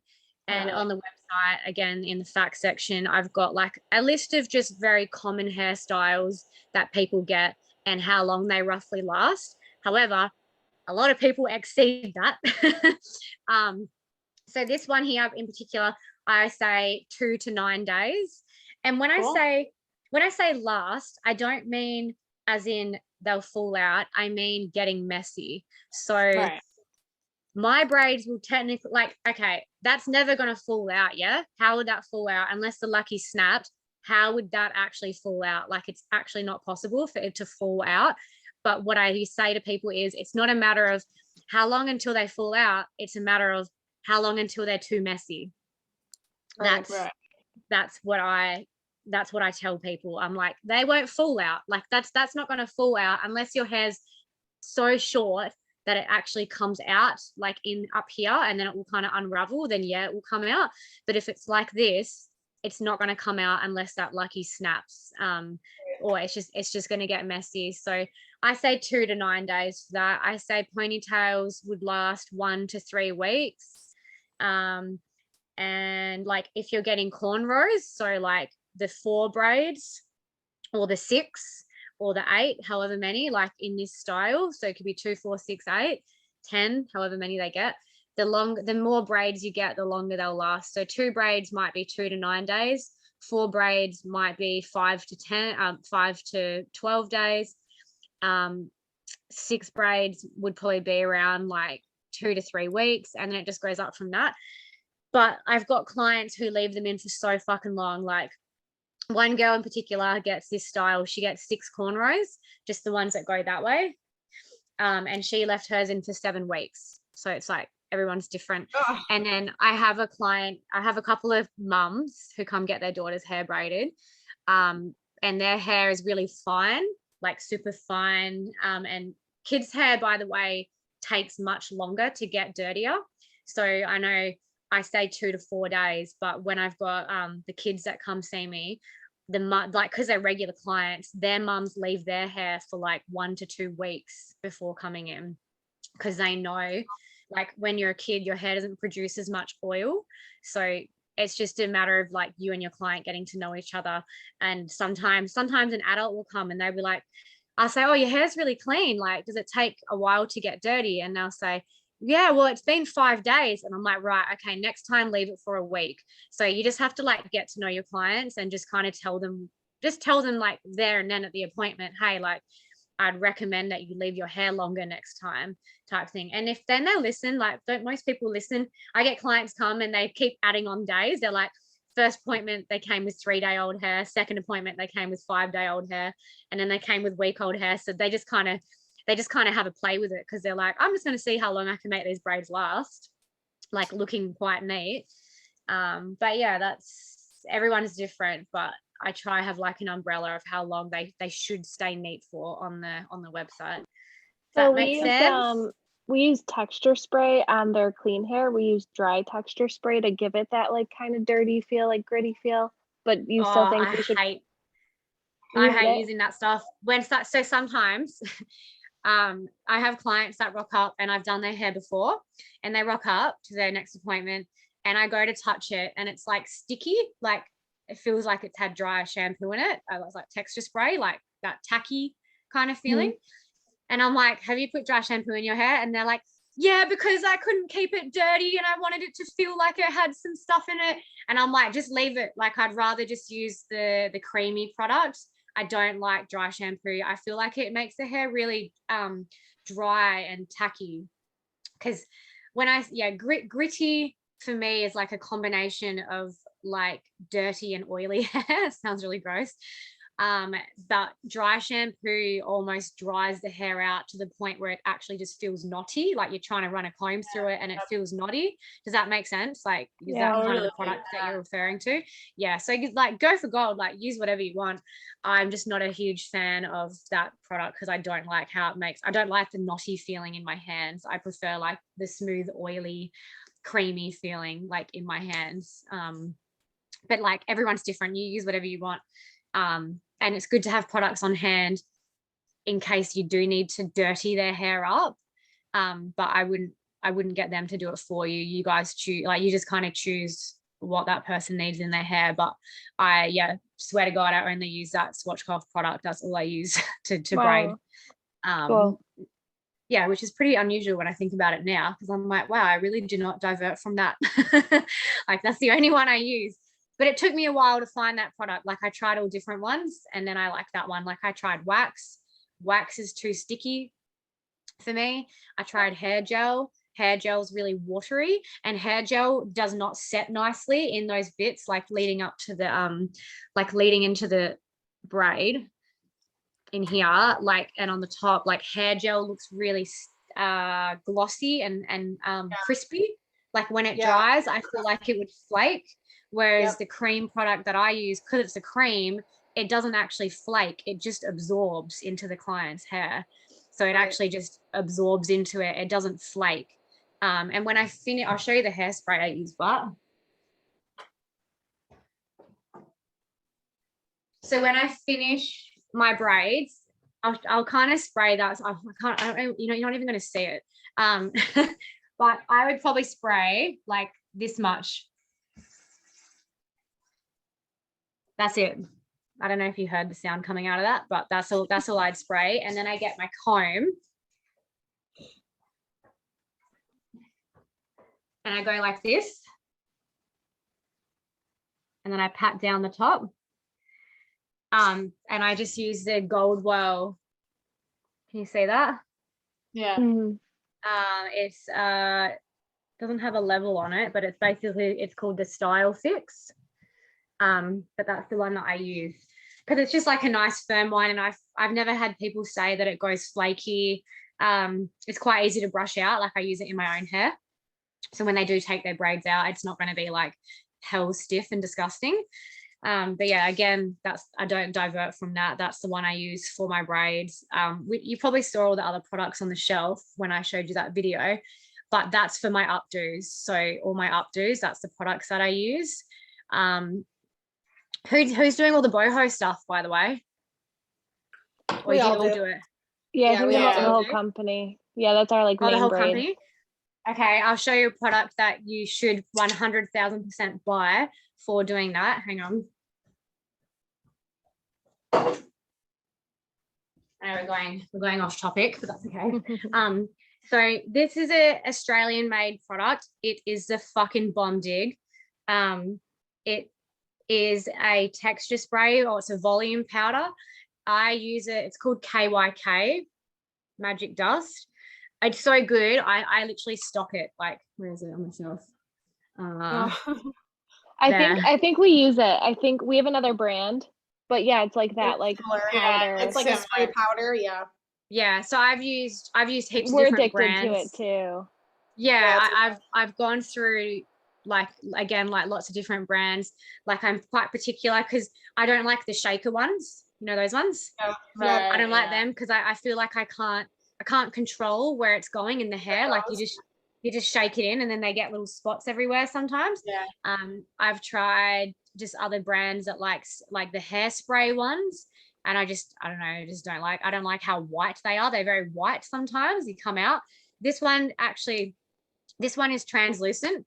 You might not even see it come out, but hang on, let me see if I can. I'll just put my hand there. It's so cool. That. I don't know if you could see that or not, but it's basically super fine powder, and I just like it because you can literally just control where you're putting it because it's in a pump bottle.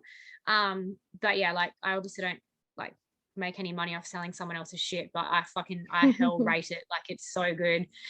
So if you are looking to change or you're looking for like a more controllable spray, something that doesn't leave white patches, something that you can control over the head, I would highly recommend getting that. I don't know how much shipping would be to you guys, but it's worth it, and you can buy it in bulk. That's why I have so much of it. I'll just put it back. But yeah, it's perfect for doing all the boho stuff. So like all the textured braids and all that, like when you want to add texture to the hair, like you literally just poof it in and fan the braid out, and it's just, I don't know, I can't even explain it. It just adds such a good level of texture, but it doesn't. And even if you're teasing, if you like to tease the roots and stuff, it adds so much volume to the root. Like it's hardcore. It's the best. But I always have to tell people that when I use it, I'm like, you have to wash your hair tonight because it makes it I only use it. Yeah, I only use it in updos. So you're never going to sleep in an updo, are you? Or maybe the next day you might take it out. But it's so drying. I always tell them like they should wash their hair after. But and they also do. This is again for updos. They do a really cool comb. I'm pretty sure you can buy these on other websites. Like then that's not like the first time these have ever been made, but I just find it easier to, when you find a website and they just have everything, you're like, yep, sweet. I'm just gonna buy it off there. It's called a triple teaser comb. Yeah. It's got multiple. Oh my God. What do you call them? Thingies on it, but again, same brand. So if you ever go on their website and you want to get a new comb for your teasing, like it is fucking insane. Like it's just adds so much. Wow. You don't have to touch the hair really. My hair's feral today, by the way. I never even wear makeup either. I was like, fuck, I have to put makeup onto this. And I was like, do I do it in my pajamas? I know, I'm literally in bed. It's it's 7:00 at night for me, so I'm like chilling. Yeah, so it's only 7. At least it's not so late for you guys now because you're an hour behind me because it's 9:00 here. Wait, so it's at 7:00 where you are, Emily? PM, and then it's 8:00 here. Oh, so it's 7:00 where you are, 8:00 where you are, and 9:00 where I am. But AM, 9 a.m. AM, yeah. Oh my God. So you were originally going to be up at like 5 a.m. 5 p.m. Oh no, 5 p.m. Oh my God, my brain. Yeah. Jesus. I'll move over to the pancaking technique. which by the look of the photo that I showed you of that girl that was doing it, looks like she does the same technique as me, but we shall see.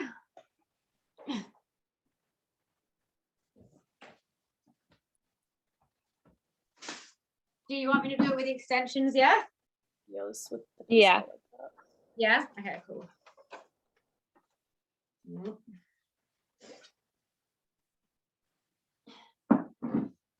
Right, and I just need I need this on my left.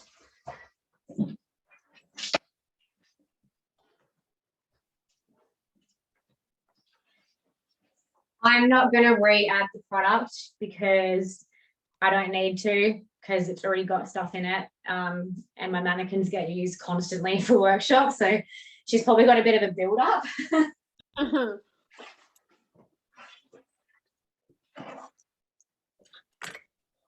When I have little kids come in here, by the way, you're probably looking at my chairs like, fucking hell, they're huge. They have a booster seat. Wait. Oh my God. That they sit on.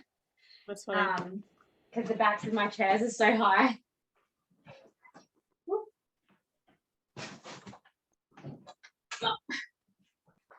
Okay. Let me just.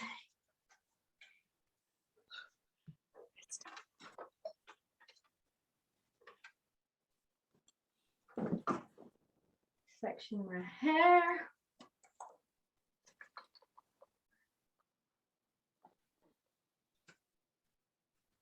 Did you tell anyone that you're doing a workshop with me? Like the other girls?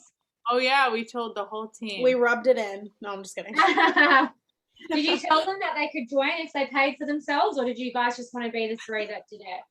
No, we just wanted to be the 3 that did it. We'll bring home some knowledge and tips for everyone.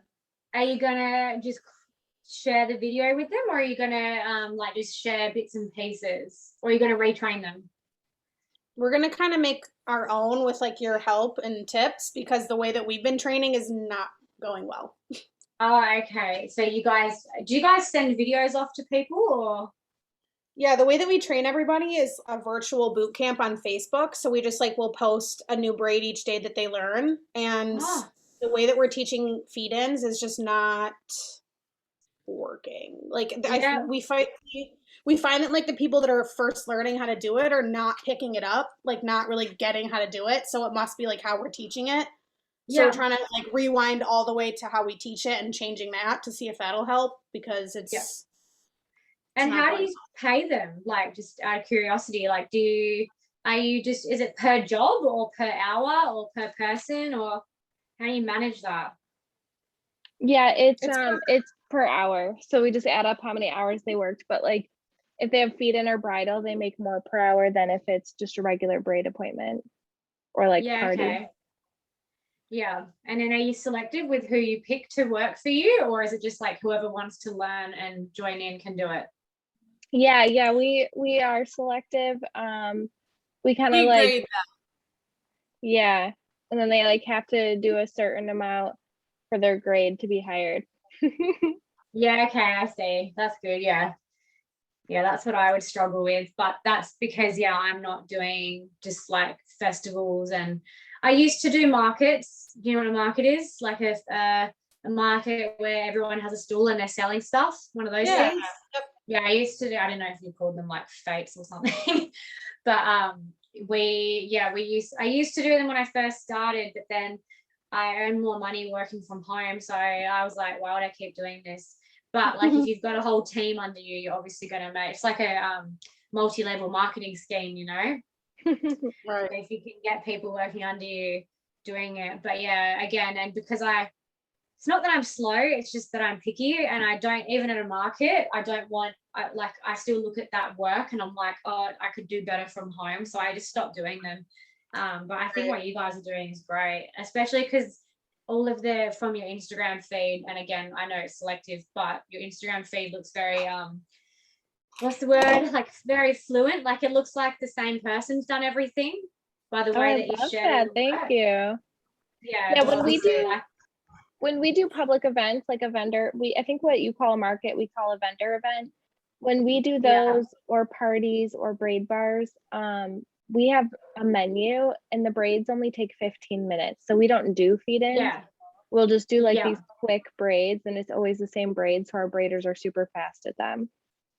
Yeah, I have a similar thing. So because I do kids parties, and I do events. So I do kids parties, hens parties, any like corporate events if they hire me. I've got a company that use me. They use me at like a disability expo, and basically they pay me, but then everyone going to the expo gets their hair done for free. But I have a very similar like concept as what you guys are doing, but just on a much smaller scale, because it's either myself or one of the other braiders doing it for me. But I do what you do. I have these. Oh, cool. I'm like, oh, this is your style. You can pick. I just have 3. Very cool. I just say these are the styles. What one do you want? And that's it. So similar concept to you guys. I love that.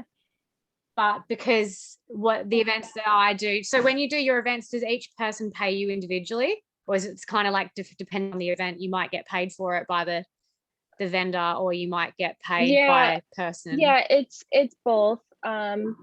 We try to do where they just pay us up front, because we don't end up making that much money whenever each person pays. I don't know if you've had that, like you set up and not that many people pay. No, that's the same thing, because then you're relying on having to make a certain amount of money, whereas if someone's just paying you to be there, like what I do is I say, oh, I can braid 8 people an hour. That's what I say. And then they just go, okay, well, there's 16 kids. I'm like, okay, that's 2 hours higher. I'm still getting paid for 2 hours. Right. But yeah, same, pretty much same thing. So I think like what you're doing is pretty good, like the way that you're managing it. Because markets or vendor events, whatever you call them, people. And I was finding that at a festival, no drunk bitch wants to pay full price for braids. Like they're all like, they don't want to fucking pay, because they're like, can I have my hair braided for free? Like, no, bitch. They're like, I just found that doing stuff like events like that, I was like, it's a waste of time. Like, no one wants to pay. And then like, like little kids would come up and the mum would be like, oh, can you put extensions in? And I'm like, oh, I can't because it takes too long. And then other people are waiting, and then they're like, and they just get annoyed. And I'm like, all right, fuck this. I'm not doing markets. So funny. Yeah, we've had it all. Yeah, it sounds like the same where you guys are. Like, you just got to be selective. The bigger you grow, the more selective you can be of the stuff that you're doing. Yep. Yeah, exactly. I think you're doing everything right. What do you charge per hour over there when you're doing it? Like, if someone inquires and they're like, can I have one braider for 5 hours? What do you charge an hour for a braider? I'm just being nosy. Just curious what Americans make braiding. Like how much the braiders get paid, or like how much the client pays for us? How much the client pays for you? For a regular just braid appointment? I think like when we do like a braid bar, I think in general, all of our services are usually like $60 an hour. Yeah. So $60 an hour per braider. Yeah. That's pretty much the same over here, because I charge 75 an hour per braider, which is Australian. So 60 US would be about 80 Aussie. Yeah. So it's pretty much the same. I was just curious what you guys charged over there. Okay. So remember how I said nothing changes, everything's the same. So I'm just gonna adjust that. So with the technique, nothing changes. So I'm going to grab my little triangle, split it into 3.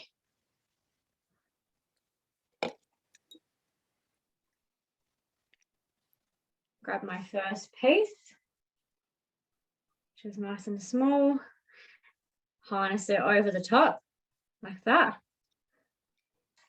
And then my middle piece needs to come over. It's coming over, pull.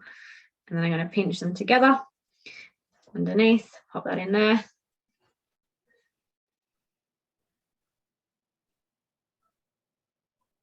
Pinch the hair, come underneath. Oh my God, sorry, I need to change angles. This is not comfy. Whoop. Let's move that. Is that okay there? Yep. Sorry, I'm just going to start that again because that was not comfy. I was about to dislocate my elbow.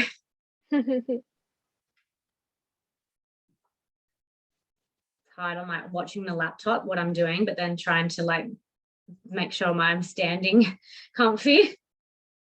All right, put that in there.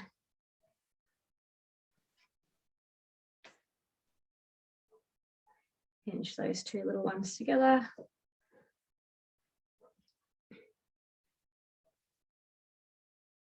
Pinching together.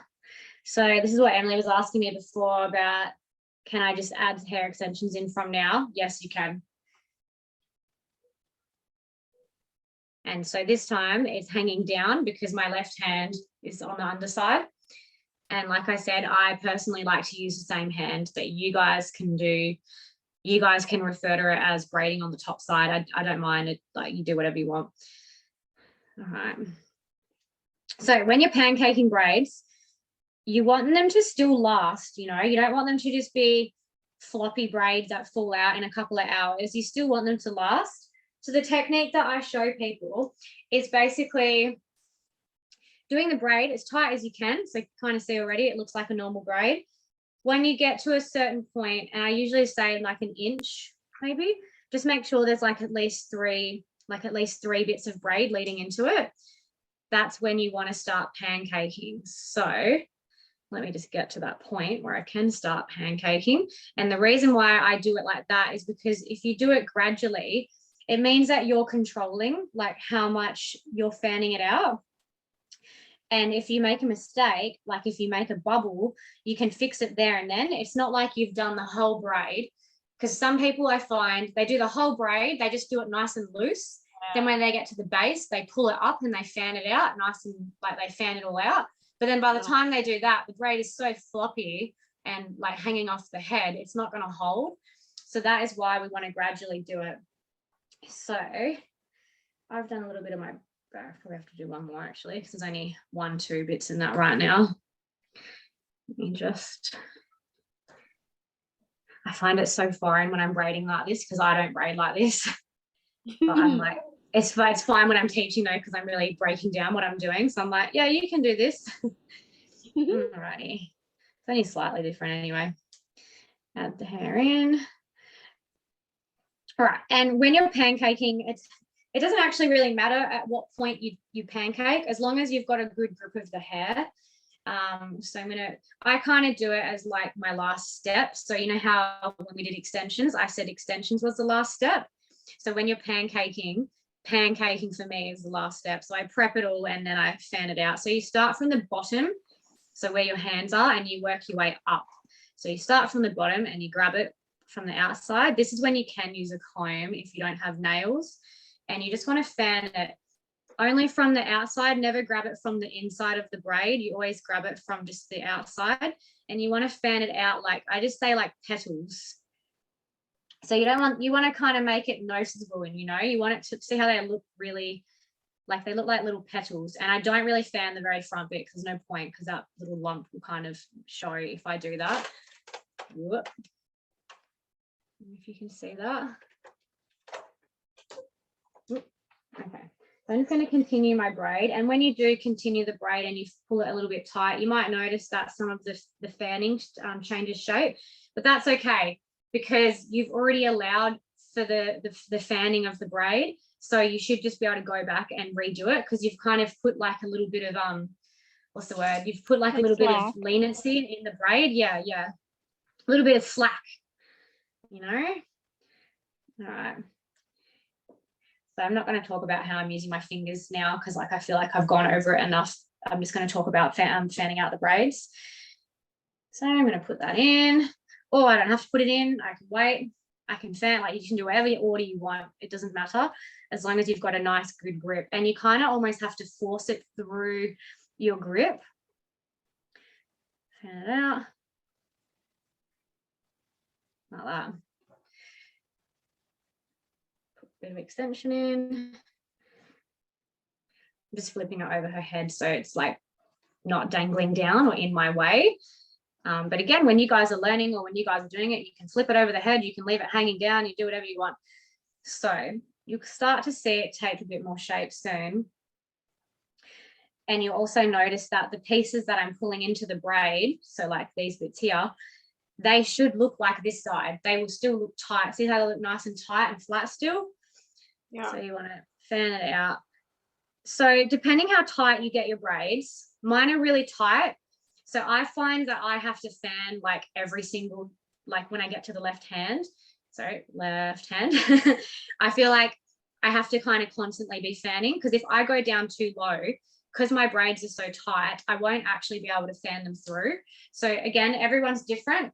As long as you've got to a point where you can fan the braid, it's no big deal like how much you've done. You might do that much and fan it, you might do that much like me. It's personal preference, as long as you can actually fan it. If you can't pull it through your fingers, it means you've done too much of the braid. Make sense? Yep. Cool. And this is what I meant when I said about charging twice as much, because it literally takes me twice as long, because I'm constantly stopping and fanning and stopping and fanning and stopping and fanning. So that is why I charge twice as much. And then I use the extra packet of hair on top of that, because 90% of people who want this style, they want them really long. All right, I'm going to keep going. Are there any braiders over in America that you ever want to learn off, or were you just kind of like, no, we want the Australian girl? Yeah, we've always really liked yours. There's two more in the US we follow, but they start with like a bigger chunk in the front right away. But we like how yours starts like small and tight. Yeah. Oh, that's good that you can kind of differentiate the two, you know? Right. Yeah. That means that you've got an eye for detail. There was one other girl in Russia that I tried to contact that had really, really cool braids too. Oh, Russians are so good at braiding. Yeah. No, she didn't. I think that she didn't like speak maybe English. want to deal with me being English and her like having to put me into a translator, because she never writes in English ever, or she really only uses Russian. So I think that's why she didn't respond. No, that's fair enough. I knew that. I remember Emily used to contact me at the start. Like even when I only had my business for like not even a year, and she's like, "Hey." I was gonna say, I've been following you from day one. I mean, the first time I ever messaged you, I didn't even know Tori yet. Like it was just me braiding, and now we have 50 employees. It's crazy. I know. I feel like I've been following you before I even worked for you guys too. Pardon? Like I knew instantly when you said Braids for Days Perth. I was like, what? Oh, that's so cool. Yeah, I just yeah, no, that's really good. Thanks. I just hadn't gotten around to that. I still haven't made video tutorials because like I just don't really know how to go about it, because I don't really want to have a video on YouTube that like I'm not getting paid for. Like what the fuck's the point in that? And then I knew that you guys wanted a video, but I honestly am so, you know what it's like. I'm so busy. And if I made a video, I really would have wanted to do it properly. And I was like, if I make a proper video, they're going to be waiting like a year. So I was like, that's when I was like, I wonder if you could just record it. And then that way it's all live and you can ask what you want and you don't have to watch a video and be like, oh, I wish I could ask her this question. Like you're literally here right now. You know? Right. I kind of thought I should probably just do all overseas bloody chats like this, like people who ask me, because I'm always turning people away because I'm like, sorry, I don't make videos. Yeah, you could definitely make a lot of money on it. Yeah, because I do workshops over here, but fuck, there's only so many people you can teach how to braid. But then again, I'm always teaching people how to braid. All right, so you can kind of see it taking its shape now. I'm just going to turn the mannequin a bit. So you kind of see how it's got. Let me just try and, can you see that little gap there? Yeah. So when you see things like that, that's when you want to start getting a bit more particular and like filling in the gaps. So that's when you start fanning it like how you want to fill it in. And can you kind of, obviously you can see the braids taking shape, but see how tight it is? So it literally looks as tight as the other side. Yeah. And that's because I'm doing it so gradually, like fanning it out every single time. That's how you get these. Is that how you guys were currently teaching people, or? To pancake as you go, because if you wait till the end, it just makes it like a saggy mess. Yeah, exactly. Work. Yeah, so I do it how you guys are doing it. So I don't know if maybe it's just the extension part that you guys wanted to perfect, or get your other braiders to kind of learn. Oh yeah, I like the way that you input the hair. Yeah. I think that's really, really great. Yeah. Good. And then after this braid, what else did you want to go over? Sorry. If we could do like a very small detailed braid with the adding the hair in, and then just like a pop hanging down the side. I don't know of our name for that. Do you guys? A pop, like off the scalp, like when you do the braids that are like hanging off their head but attached. Box plaits. Yes. Yeah, African style box plaits. A pop. A pop. I like it. I thought you were talking about like the bubbles or something, and I was like, that's pretty simple. I feel like you guys would know how to do that.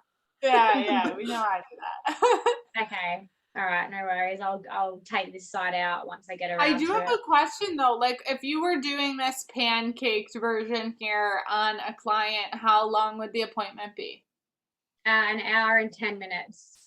Cool. Yeah, that's with 2 packets of hair as well. Awesome.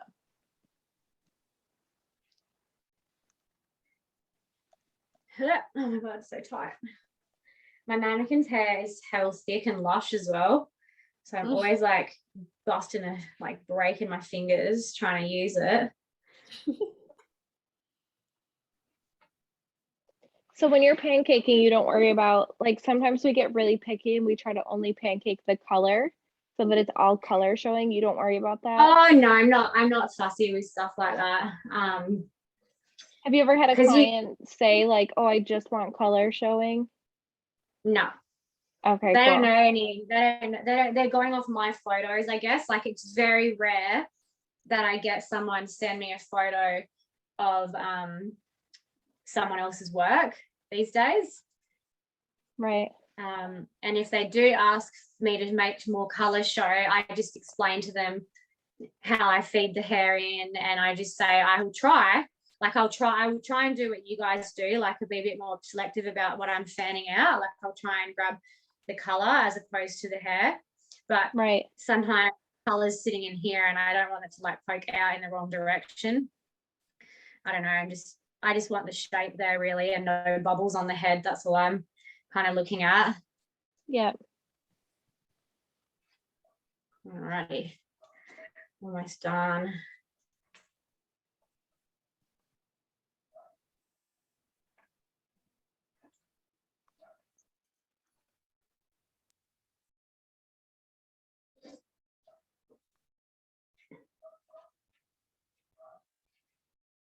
I do find no in regards to the color question, because you know how I said my extensions come in this side with my left hand, but on this side they come in from the top. So I do find that my right braid always has more color than the left braid, because the right braid, the color is showing from the top side. Does that make sense? Oh, funny.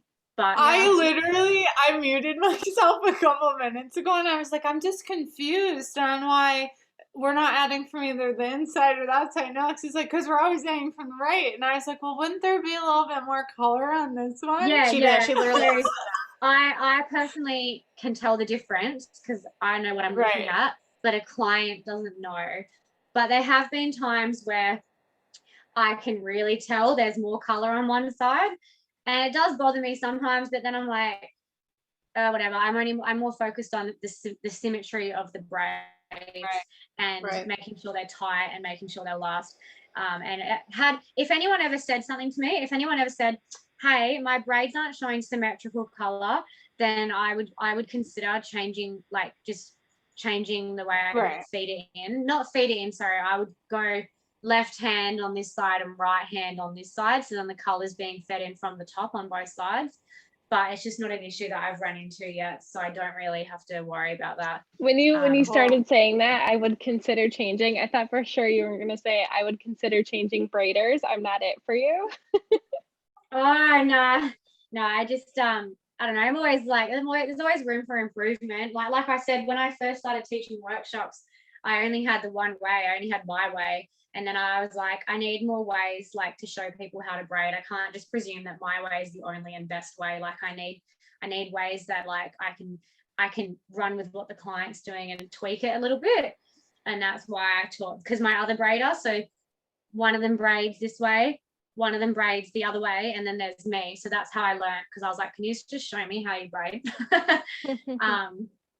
Because they're the sort of techniques that I know can be mastered, because my other braiders work for me, and I would like, obviously their work is good enough for me. So that's why I wanted to learn their techniques, because I'm like, well, if I'm happy with their work, then that means that that technique can be mastered. You just have to practice. Right. Just fanning that. Oh, so thick. And when you get to the base, you guys probably already know this, but you go small, medium, thick, and then you go thick, medium, small, because you can't just keep fanning out the plait or it will come out. Right. It's got to go back to small at the ends of the hair. All right, I've just got two more. I've got one extra piece. So that's my last one that I'm feeding in with the head. Don't mind me, I'm actually braiding my way on one side. The camera side you can't see, because I'm like, it's too hard for me to do the other way when I'm using extensions and it's getting really thick.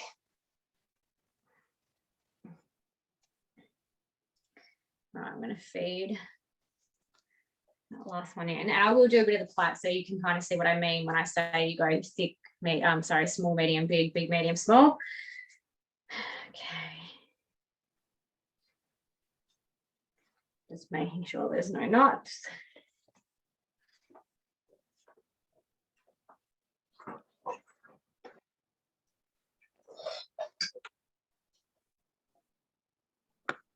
Cool. All right, so I'm going to fan that out there. Whoop.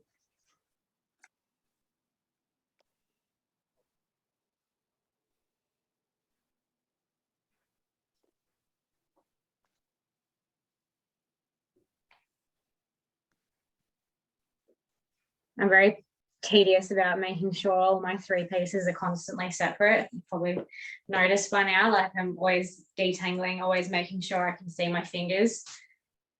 And that. Just tell me if I'm blocking it, because I've kind of moved the camera a bit. Looks good.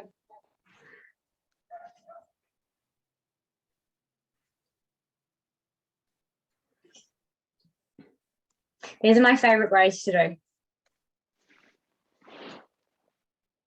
I think just because my clients are always super happy and stoked with them, because when you pancake, I don't know, or... Pardon? When you pancake, you're saying?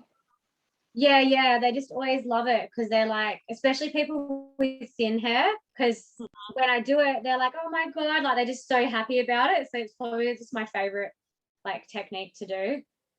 That's like our base. That's like what we usually do. If people don't specifically say keep them tight, that's how we do feed-ins. We pancake them every time, unless they say like, no, I want them really tight. And then we're like, are you sure? I know. I'm usually like, really? Do you like? I usually am like, well, they're still gonna be tight at the core. They'll just be like fluff, like bigger. And they're like, oh, then that's fine. I'm like, just because they're pancake doesn't mean they're gonna be sagging. Yeah. I see totally, and then I pancake a little bit anyways, because who cares? You're like, amazing, sure, that's exactly what you'll get. Dude, no one's ever called me out. Because I think people understand what we mean. Like when I say keep them tight, they think that like the entire braid is going to be too loose. Yeah, I just say it'll be long-lasting. All right, I'm just gonna, so you can kind of see it's getting smaller and smaller. Yeah, I like that. This color looks sick. Yeah, I like that a lot. Yeah, I'll have to. Well, my phone's on now. I was going to say I'll have to take a video of it, but I can't. That's okay. I hope this recording is not too big for my laptop. I'm sure it'll be fine. There's not much stuff on my laptop. So you get to a point where you kind of don't have to fan it at all anymore, which is kind of where I'm at now. So it's like nice and like it's getting smaller and smaller. Yep. But you will get to a point where you can just do the ends of it nice and tight. Cool. And I will show you how I do a plait. However, with the plaits, with the pops hanging off the head, I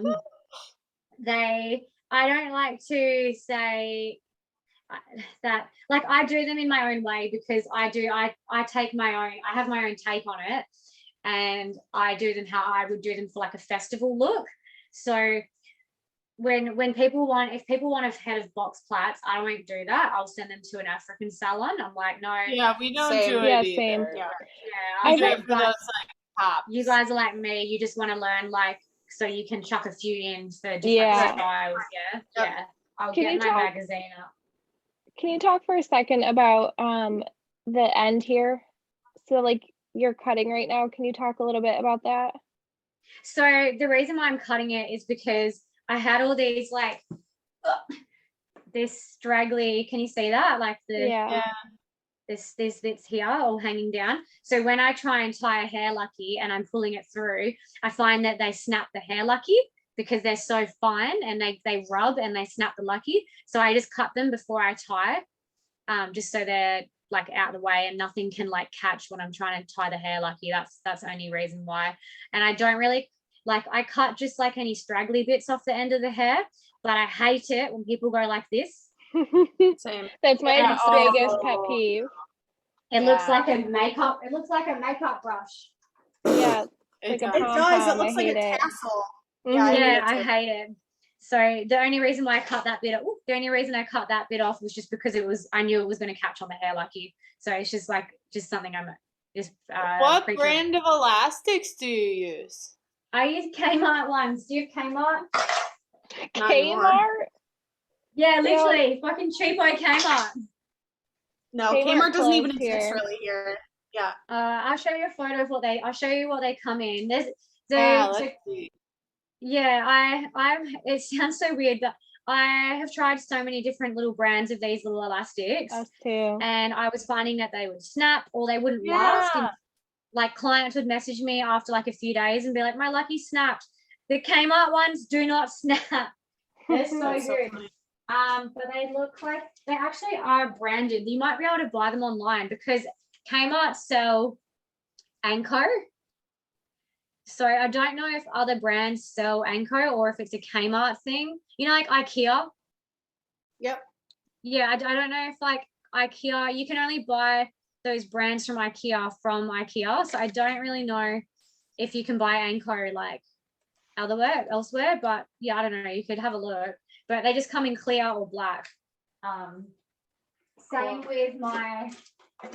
Same with the hair luckies I use for doing my ponytails. So with my ponytails, same thing, the Anko ones.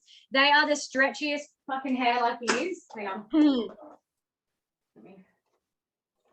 Let me find one. Wow. Oh, wow. Oh, they do not snap. They are the best hair luckies ever. And they're just from Kmart, which is like so cheap. They're like $8 for 20. I love it. So you don't really cut the bottoms of the hair then? Like I haven't plaited down as far as I could go. I could have gone further, but I knew that you couldn't see it in the video. So I would usually just plait down as far as I could get, and then I would tie it. It would usually be like that much. Okay, left. cool. That's like 2 inches. But just kind of, you know, when one of your pieces starts to go thinner or whatever, or you just can't plait down any further, that's when I tie it off. And you'll still have those straggly bits hanging at the end, so you just kind of like cut them off, and then you can just get like shape it. But I just do not cut it like this, please, for the love of God. No, we tell people that too. It looks so bad. Oh, I hate it. Yeah, and some clients tell me that they want it like that, or like I'll cut it the way that it should be, and then I'll see their pictures, and like they cut it after I left, and I'm like, please don't tag me now. No. So that one is done. Ta-da. So pretty. It's perfect. All right, and then you can see the tightness, like they look the same. So you guys are doing that right for sure. You just need to add every single time, and then you get more of like a consistent shape maybe. There's something to tell the other girls maybe who are struggling a bit with it.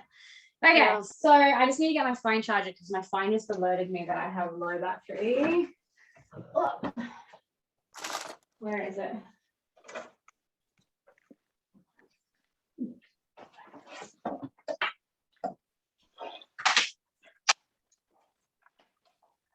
I should probably plug my laptop in too. Can you imagine if it went dead while we were doing this? Oh.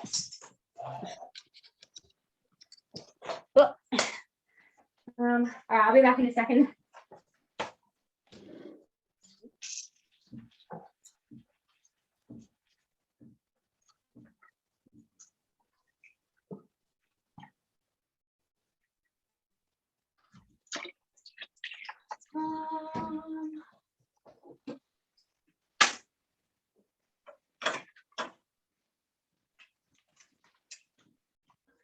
Oh no, that's very short.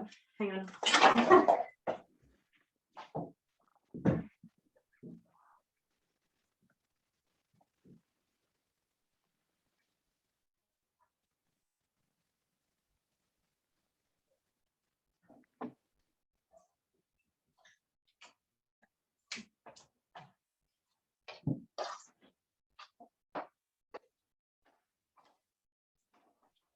No, that's okay.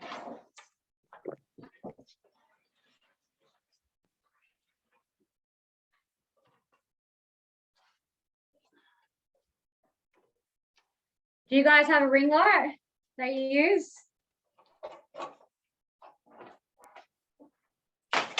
I just bought one.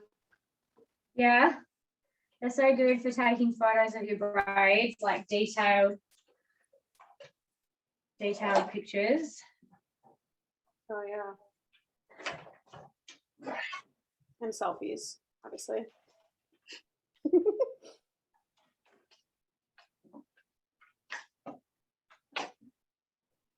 Sorry, I just had to move my shit around because that's what my PowerPoint is.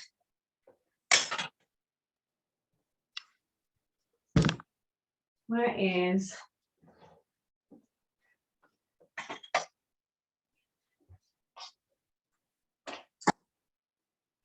I'm doing this side. Oh, I'm so excited to take this out. Oh well.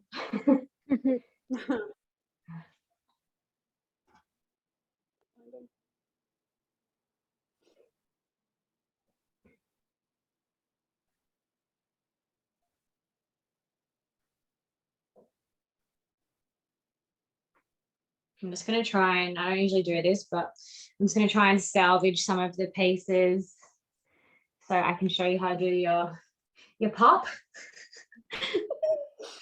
I'm forever. It's a word. It's a thing now. It's stuck.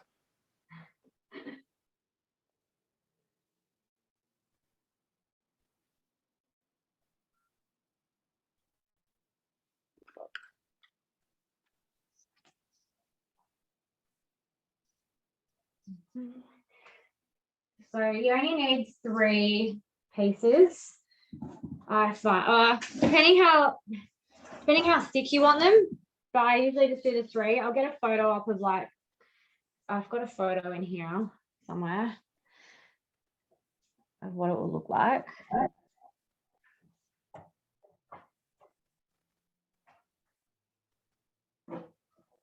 Sorry, it's like a cartoon photo. So you mean like that, yeah? So that's a pulled out one. Yeah. Is that what you mean? And then that one there, yeah? Yeah. Yeah, okay, cool. Yeah. So as you can see, I just interpret these sort of looks into like more festival stuff. So not traditional, like not the traditional box flats. So as long as you're okay with that. Yeah. Yeah, because we don't do You don't do box braids. Yeah, because I don't like to take credit for something that is not, that is quite a cultural thing. Right. I also feel like I just wouldn't do it justice. Like I wouldn't do a good job of it. So when people ask me, if they send me a photo and it's like proper African plaits, I'm like, no, I don't do them. But if they send me a photo of my own work, I'm like, yeah, that's fine. I can do that, because it's like two different things, I feel. And the African ones are very, what's the word? They're very tight, and they boil the ends of the hair, and they don't use hair elastics. So it's just like a different technique. That's all. That's why I don't really like to say, oh yeah, I'll do it, because like I'm not gonna get a lighter and light the end of someone's hair. Like, no.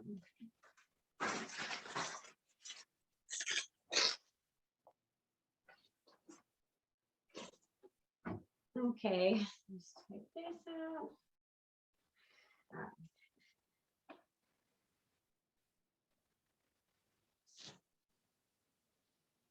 What's the weather like at the moment over there? Is it winter? Yep.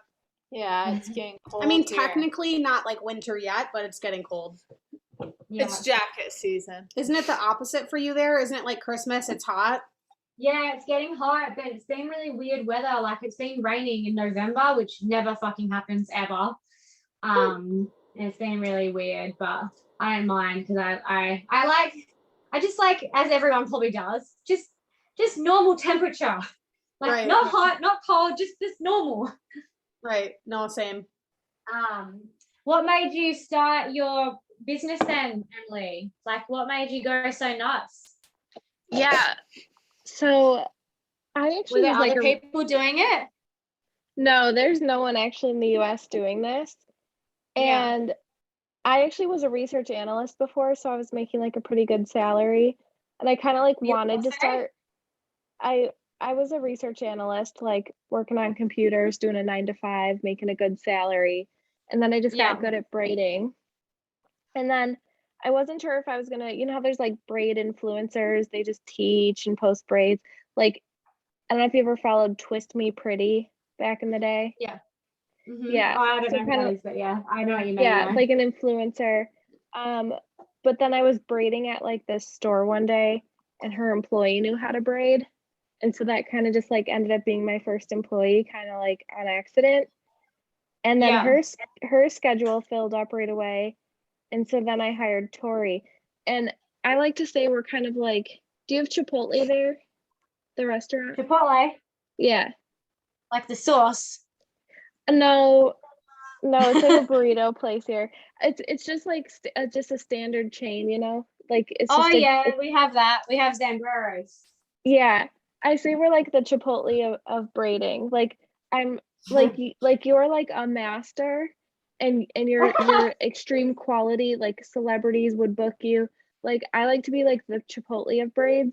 You know exactly what you're gonna get, and you're gonna get the same experience and the same like quality every time. Yeah. But it's not the like 5-star gourmet restaurant that you're spending hundreds of dollars on. Yeah. So that's kind of what I did. I kind of created this business as kind of like an everyday consistent experience. And that's what I meant about like your Instagram. Like I was like, I can tell that you're making it very like uniform. Yeah, like everyone's trained the same. They're not allowed to really do it their way. They have to do it our way. Yeah, exactly. That's good. Yep. As long as you're managing it, I guess. And it definitely gets tough. It's monitoring it. It's definitely hard, but we're doing pretty well at it. Yeah. Looks like it. The goal is to go national. Pardon? Like the goal is to go national. We want to be in like every major city in the US, like 50. So are you guys all in the one state at the moment, or are you in multiple states? So like 3 different states. I'm in a different state than Tori and Alex, and the business is in the three states. Yeah. All right, I'm just moving a bit of hair out of the way, so because I feel like if I started up here, you wouldn't have seen what I was doing. So just ignore this bit of hair here. I'm gonna pull it down. I'm also just gonna grab the 3 pieces of hair that I'm going to need. And I'm just gonna, sorry, I'm just hooking them in here so I can see them. So you would put a little bit of the product in. I'm not going to put much in because I'm not going to put any in because I feel like there's already enough in here. So usually you put the product in. Let me just see if I can get a good, nope, that way. It's probably the best way. Just tell me if you can't see. I'm watching the laptop now, so should be fine. Maybe I need a stand. It's too hard. Nope, this side. So split your 3. And you know how when you're braiding, you grab it from the side. So you add the feed, you feed it in from the side. Mm-hmm. So you do that when you're plaiting. So you add it into an outside piece. You bring it underneath like that. You hold your cross. And then that one comes under. Bring that over, hold your cross. When you get back to this side, so it's exactly the same as braiding. And then you grab your second one, feed it in. That piece comes over, pull it nice and tight. That comes underneath. Just make sure that doesn't catch.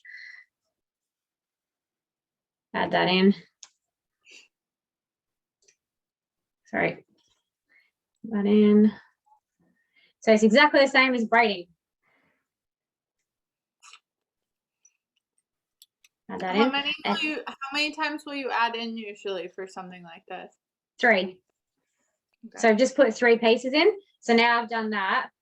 I just plait it now. And it will be a really decent length. Nice.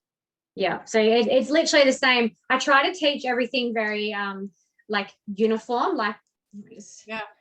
Like I'm like everything needs to be the same when you're teaching in like a group environment. So yeah.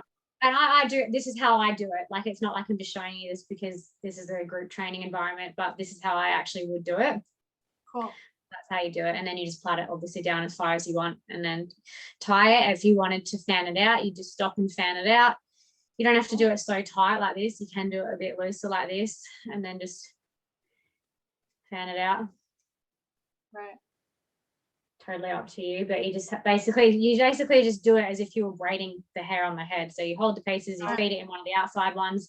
When you get back to that side, you feed in another one and you just keep going. I just find that 3 pieces is like a decent length for like a one long plait. But if you wanted like a really thick, chunky one, then you would have to add maybe 6 pieces because the fatter the braid is, the shorter it'll get because it's like constantly wrapping. Right. Mm-hmm. That makes sense. Did you have any other questions about just taking it out about that? Yeah, that makes sense. Yeah. Easy peasy. Yeah. So just imagine you're braiding, but you're just not feeding in hair from the head, really. I just find that it gets in there nice and tight. You want to like pull it as much as you can when you're doing the actual plait because it will create like a little knot up the start of the braid, at the start of the plait. Okay. And then what was the other thing? This is a really nitpicky question, but like when you first started the double Dutch, like you call it boxer braids, we call it double Dutch. When you first started the double Dutch, when you added the feed in the very first, you know how you like it kind of like looped around, it added to the 2 sides. How come with this one right away we can start adding to one side, but when we do a double Dutch, it has to like loop on top? So if you were to start a braid the same way that you start this, you'll find that like you won't get color running through the braid from the start. It will kind of start from one side underneath only. Whereas if you start it with a little tiny loop, I find that the color starts to feed through both sides because I've tried doing that. And it just looked really odd. And I didn't like it. And it looked like that the extension could almost move down the hair. I don't know. I can't explain it, but I could see that. Yeah. Like it almost like starts further back. Yeah. Yeah. It starts further back. Yeah. That's what I found I didn't like about it. Whereas when it's off the head, like when you're just doing a plait, it doesn't need like, you'll find that the tighter you pull it, it'll make like a little knot. I think that's how the Africans do it. I'm not really 100% sure, but yeah, I don't know. It works in a plait, but not in a braid.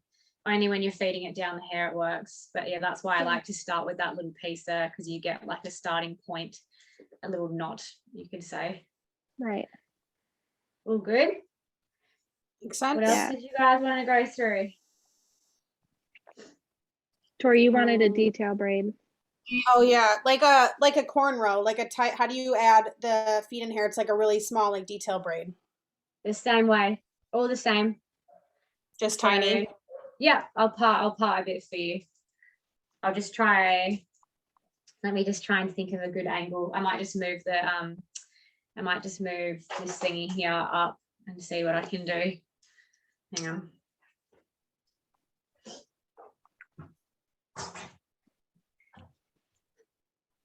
I always tell people when they come to a workshop, because I have a book,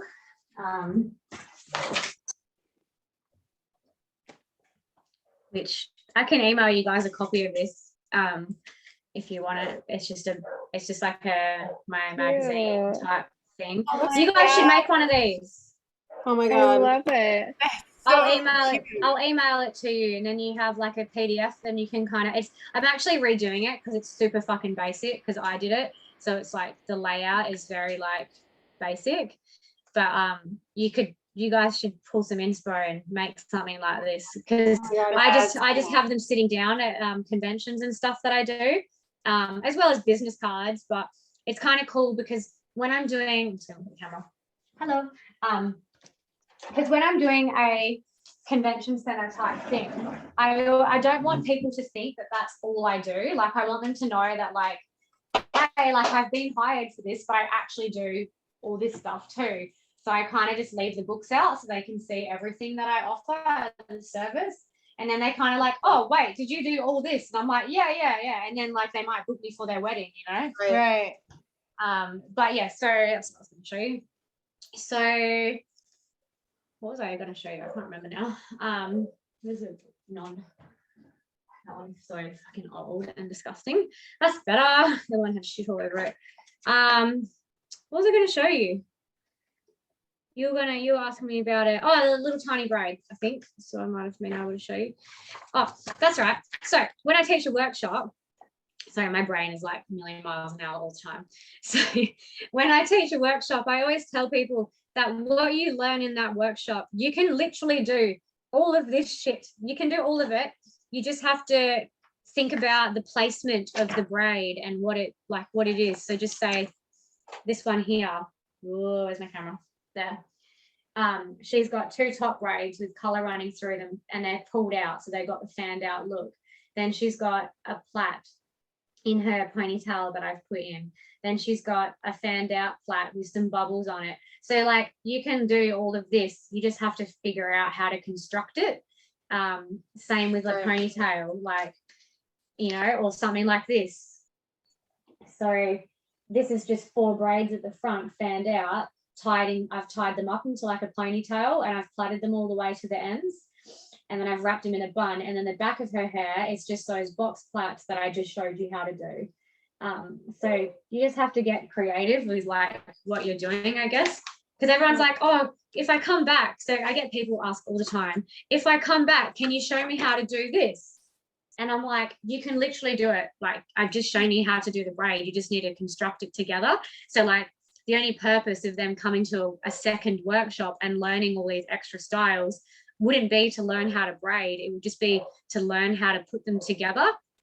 Right. I guess some people aren't as creative though, and some people can't really look at that and go, oh yeah, I know how that's put together. So I can understand that. But I just, like I said, I don't want people wasting their money. I'm like, just look at the picture and think about it type thing, you know? I don't want people being like coming back for a pointless workshop, which, you know, I'm happy to do. I just don't want people to waste their money. Like, so you want me to do that one? Is that what you mean by cornrow? Yeah. Like, you just mean a small braid, hey? Right. When you say cornrow, yeah? Yeah, with the feed in. Yeah, with the extension hair, because sometimes people struggle with getting the color to show in the detail braids. Like, you'll see that they added it at the front, but then like it kind of just disappears in the rest of the braid. Probably because they're not adding it every single time. Hang on a second. I'm just going to move my camera around a bit. Because I reckon. Whoop. The one that you showed us initially of asking if that's the one we wanted, the middle one that had the rings in it. Do you put the rings in after, or do you put those in as you're braiding? Oh yeah, good question. I put them in after. Cool. Whoop. Oh no. I'm back. I lost my. Sorry, I'm just gonna try and. I'm just trying to put this thing up the camera on top.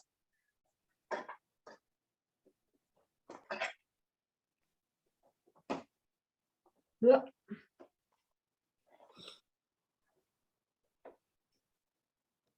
I reckon you should be able to see that, yeah?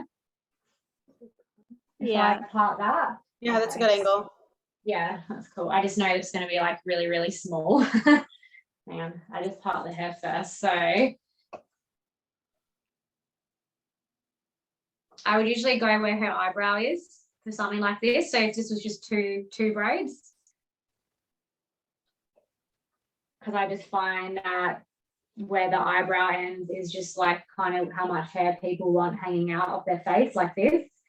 Right. But everyone's different, and you might have someone go, oh, can you go a bit wider? And then you just obviously do what the client wants. But if they don't say anything, I just kind of go with that as my rule of thumb. Let me just part this.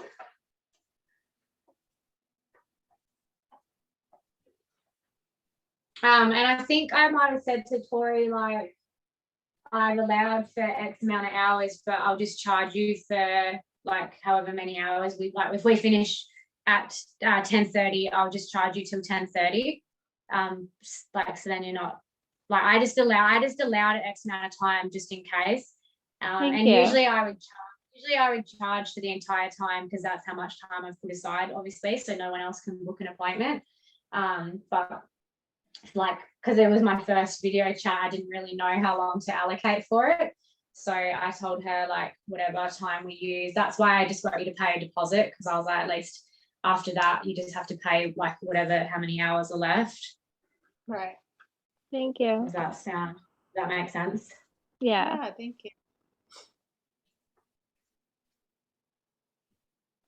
Mm-hmm.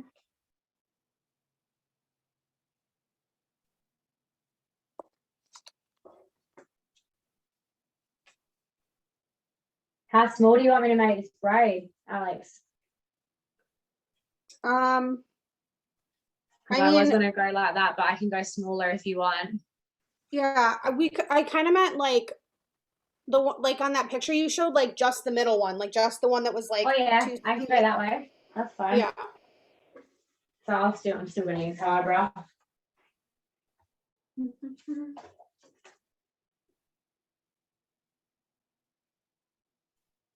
So I would usually make the middle one the width of the brows, so it would actually be twice as big as this. Right. So I'm going to go a little bit wider, because that's what the photo was. It might look bigger on camera, but I know that the photo would have been the width of her eyebrows. And don't judge me if this line's not straight, because as you guys are probably aware, it's very hard to get a mannequin head straight, like the line. With all that, the way the hair's been put into the plastic. Do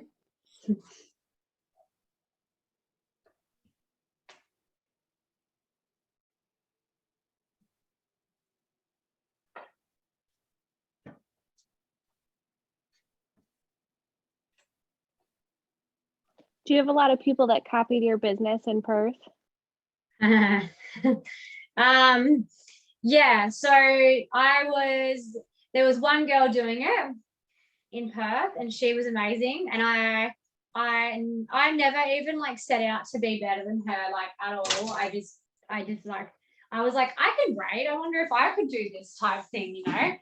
So I started my business, and it's a funny story, because when I started, I was average. Like, I already knew how to braid, probably like yourself, but I was not great.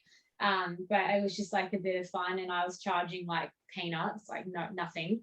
And I started to get really good because I already knew how to braid. I didn't really change the way I was braiding. I just kind of got same as you, just like eye for detail. You're like, I can do better than this type thing. And then I got really good really fast, like in a matter of like probably 2 months, I got really, really good. And the girl who was doing it in Perth actually contacted me, and she was like, you're undercutting my business. You should be charging more. And I was like, whoa, I only just started 2 months ago. I can't just like bump up my prices. Like I don't even have a proper salon in my house. I'm doing it on my fucking kitchen bench, you know? And I said to her, like, I'm not trying to undercut you. Like, I'm not trying to be better than you. It's just because I'm doing it so cheaply because I'm trying to get people in and out the door. And then I said to her, I will charge more eventually. And then anyway, long story short, I've got like better and better, bumped up my prices. She obviously appreciated that I bumped up my prices because then she felt like she must have felt like I was taking her business away from her, which I wasn't trying to do at all, because she lives an hour away from me. So I always kind of thought, you know what, she lives an hour away, you do your thing, I'll do my thing, it's no big deal. And then once I bumped up my pricing, she became a lot more friendlier with me. And then she actually asked if I could do her hair one day, and now we're friends. But she hated me. Like when I first started, she was like, I was so intimidated by you and blah, blah, blah. And then I met you and then you're really nice. And I was like, sorry. But after I started, so many people in Perth started braiding. Like it's literally a Perth thing. Like if you go over east to Melbourne or all that, they've got braiders, but they only work for festivals. Like they don't do what I do. I do braids. I've got clients after you guys. I do braids fucking all my working days. I do braiding. I braid. So like if you go to Melbourne, you don't just have people wanting braids for the sake of it. So Perth is literally like, it's like the Big Apple, like in New York. Is that where it is? Yeah. Yep. Yeah. So like Perth is like braiding. It's just like a thing. Like if you come over here, everyone's fucking got their hair braided. It's so funny.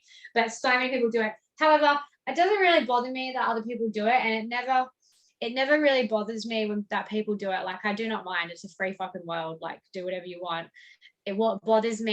What used to bother me would be when people would like copy my ideas.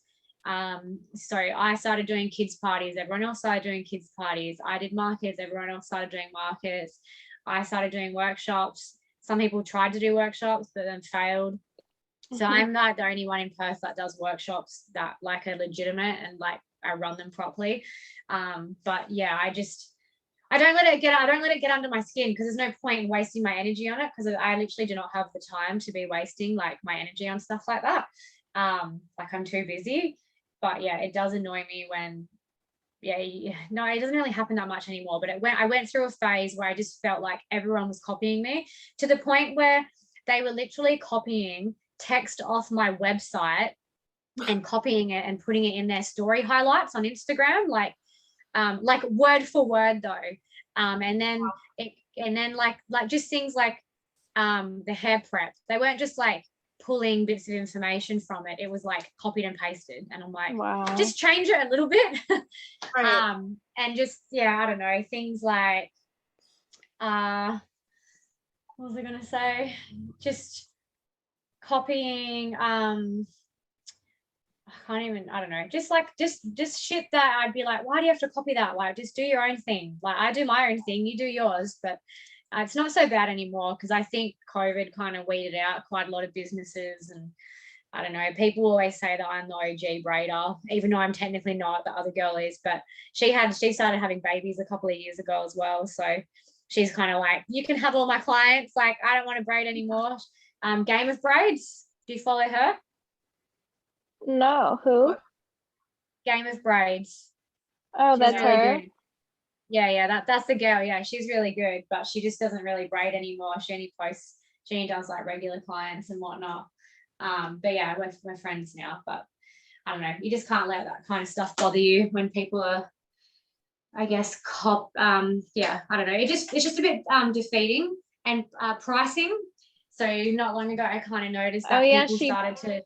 She put you right in her bio. I can highly recommend so yeah, braids. Yeah, she's hell nice. She's hell cool chick. But like people started to replicate my pricing. That is probably what annoyed me the most out of anything. So like not replicating the business, not copying photos or hairstyles, like whatever. You never like all hairstyles start somewhere. Like I don't really get annoyed at people for copying hairstyles because I'm just like, whatever, like it all started somewhere. But pricing is something that really got under my skin only because I look at myself and like I obviously am aware that I'm a good braider.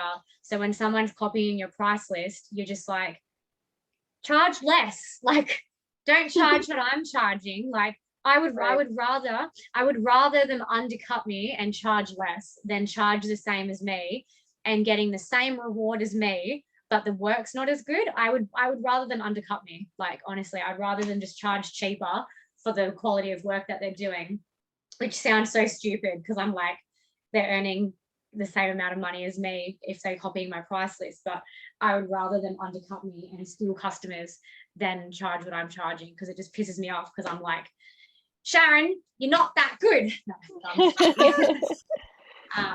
But no, everyone, there's lots of braiders, but it's a good thing because I get to send people to other braiders when I'm busy. Like because I book up quite fast, so that works in my favor. Sorry, I'm just going to section some little pieces of hair because you know how I said when you start it, you never want it to be thicker than one of the 3 bits. So I'm obviously going to have to start smaller because my braid is way smaller. Right. So I'm just hanging over the chair. You can't see the extensions.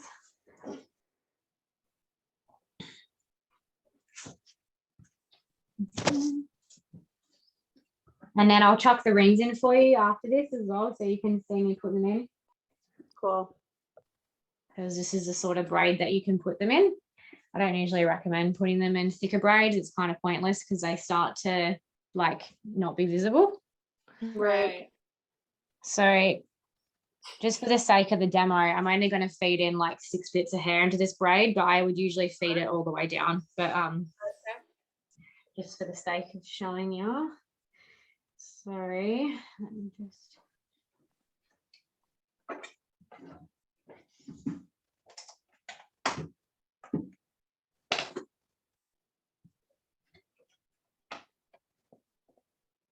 This is what I had to do on my one-on-one training with Mackenzie. Oh my God. I had to keep like moving the mannequin so she could see it. Yeah, no, I actually did one, I did a masterclass not that long ago with a TV. So I had the mannequin and my phone set up like exactly the same as this.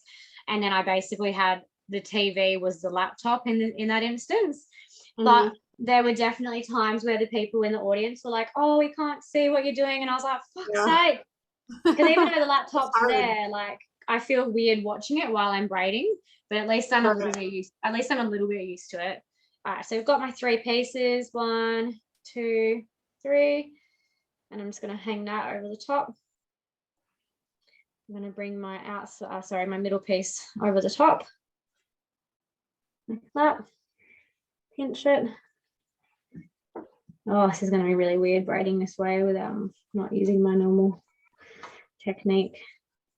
Well, you could use your normal technique for this one. Can I? Yeah. All right. It's literally the same. So this side's the same, but then the right side, I don't move my middle finger underneath like that. Hang on, can't see. I don't move it like that. I keep it over the top, and I just like rest the hair on it, and then I use my right hand. I grab it, and I grab this one here, and I twist it like that. Oh, okay. Did you see that? Yeah. A little bit it's just complicated to try and show someone that. So come underneath. So I use this one the same. Come underneath. I think because I'm right-handed, I just can't use it's doing this with my left hand that I struggle with. You probably like struggle, yeah, whatever.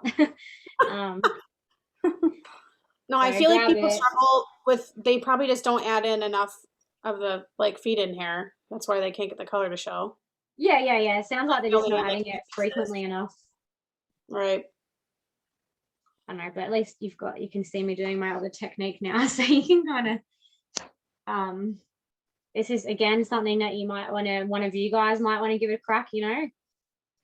So I still pinch it, I still pinch the cross, everything's still the same, except with my right hand, I use my right hand to like flick the hair under, as opposed to using my left hand to do it. Right. So, like I've already added hair in, and then I just grab that middle one like that. Can you see that? And then I twist it like that over the top, and then I grab the middle one out of the way, and then I wiggle my way up and I hold my cross. So it's almost the same. It's just the way I feed. It's just the way I get that outside piece underneath. Right. Let me just see it.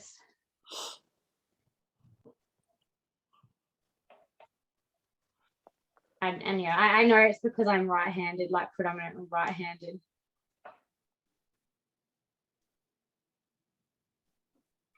And I'm just a bit unco with my left hand. That's all it is.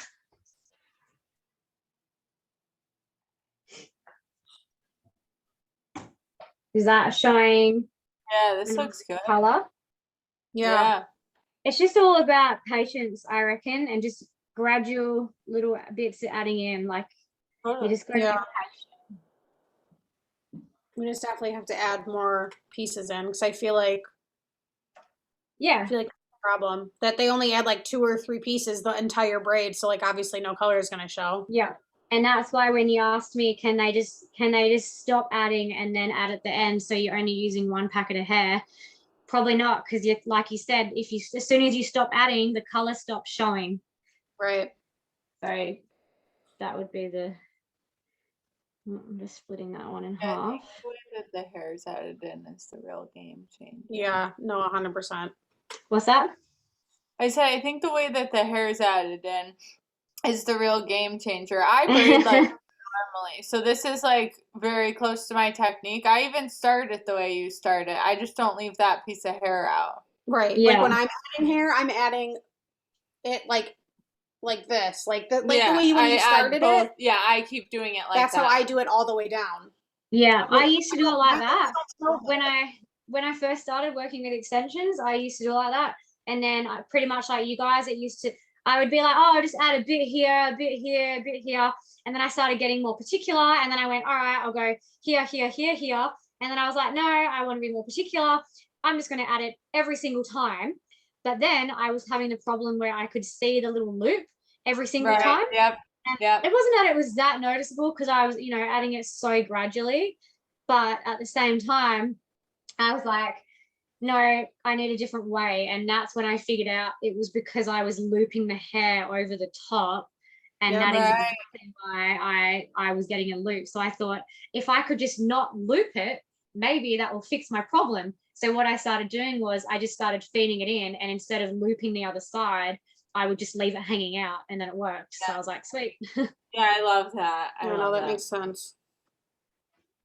But yeah, you just pick up on those things, and if you can retrain your brain to do something to do it better, then why not? Right. Alrighty.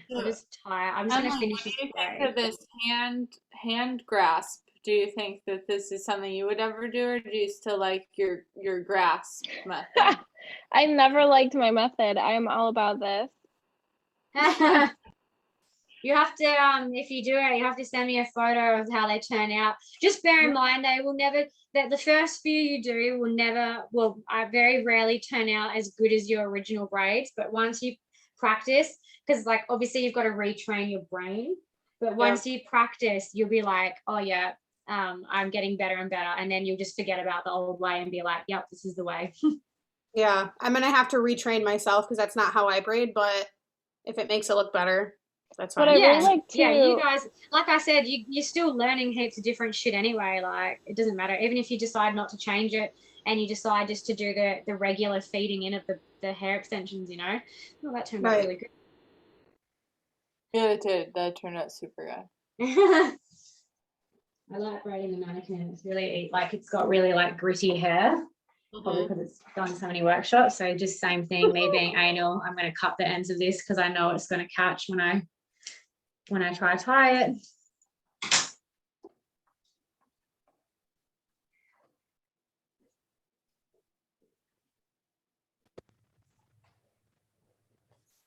I always plait it down just a little bit further than what I know that I have to, like where I'm tying it. So I actually plaited that, because when you tie it, you guys probably already wear this, but when you tie it, you always lose a bit of it. So you always just braid it down further than what you have to. Right.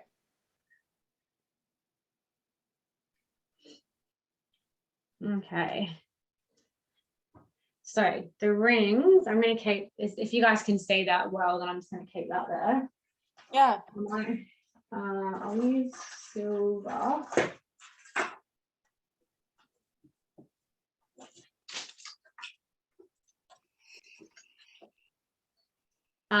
So you want to use rings that are flexible.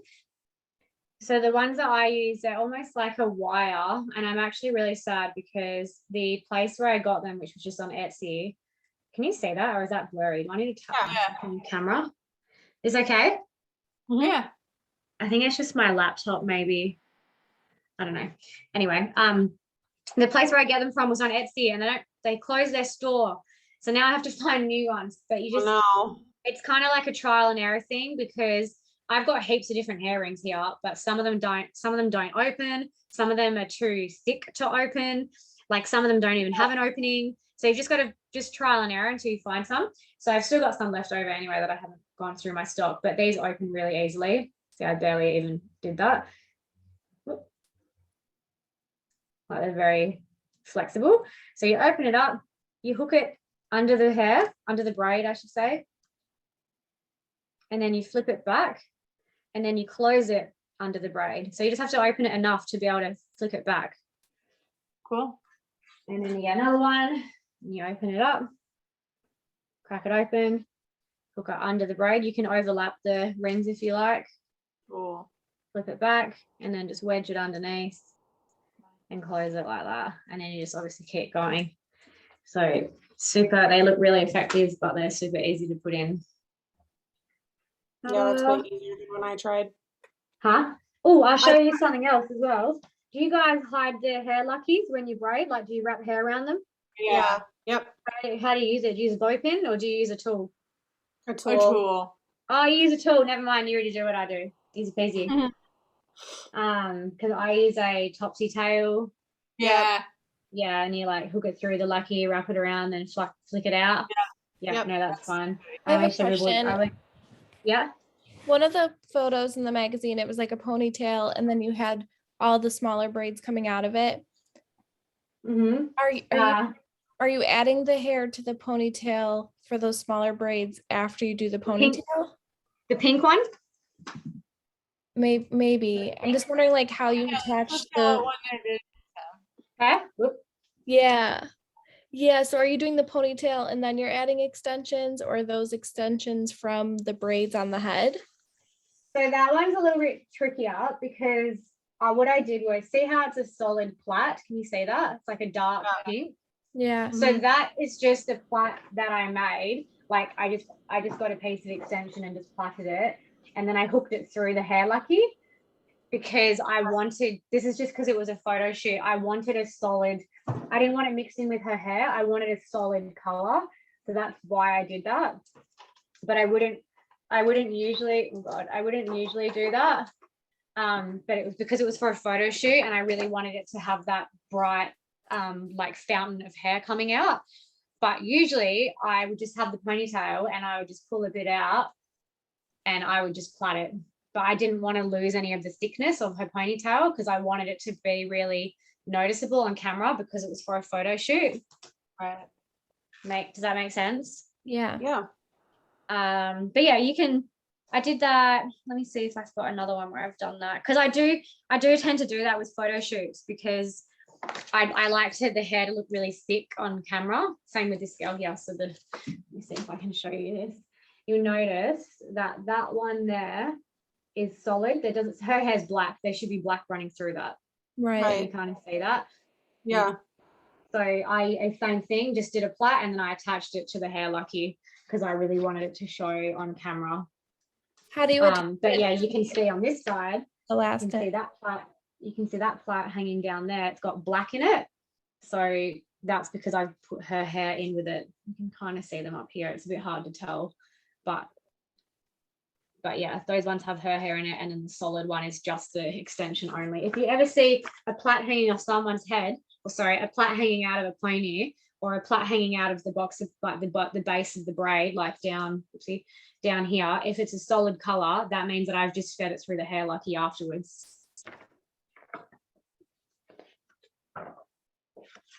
And how are you feeding it through the elastic? How do you get it to like stay? I'll show you. I'll make one. Hang on. Let me just fix my.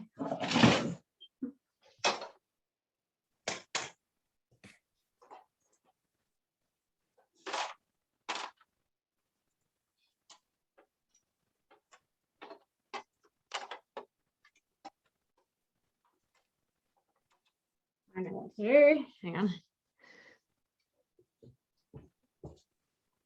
So these are hanging floor. Can you see that? Yeah. Oh yeah. Oh, okay. So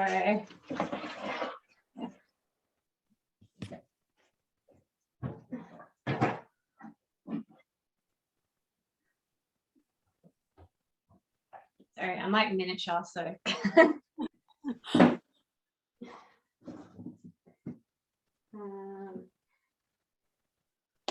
there's a couple of ways to do it. So you can get the hair lucky,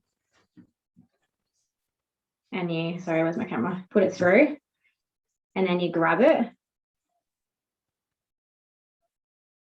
like that. Oh yeah. And you pull it. Oh, okay. Like that. So you have it attached to an elastic before you braid it. That makes sense. Yeah, and then you just grab it. Oh, sorry, I'll just. Wish I could like zoom in on this. Oh, you can. I did not know this. Here I am, like fucking trying to adjust the thing the whole time. Move it closer to the head, dislocating my elbow, my shoulder. And you just kind of do the plait like as tight as you can, so it's like nice and tight on the hair lucky. Sorry, just ninja plaiting. And then like when you tie it, you just tie that to their hair. So you already have a hair lucky at the base of their neck, like securing the braid, and then you just tie this one over the top of it. So you can have like 4 different plaits hanging off this. Cool. Right. Oh, Does that right. make sense? Put a bunch on one. Yeah. Yeah. That Yeah. makes You can put multiple plaits on one. Multiple plaits on one lucky, and then you just tie that. So you would already have a hair lucky, and then you would tie it in over the top. Fabulous. But yeah, I'm just gonna.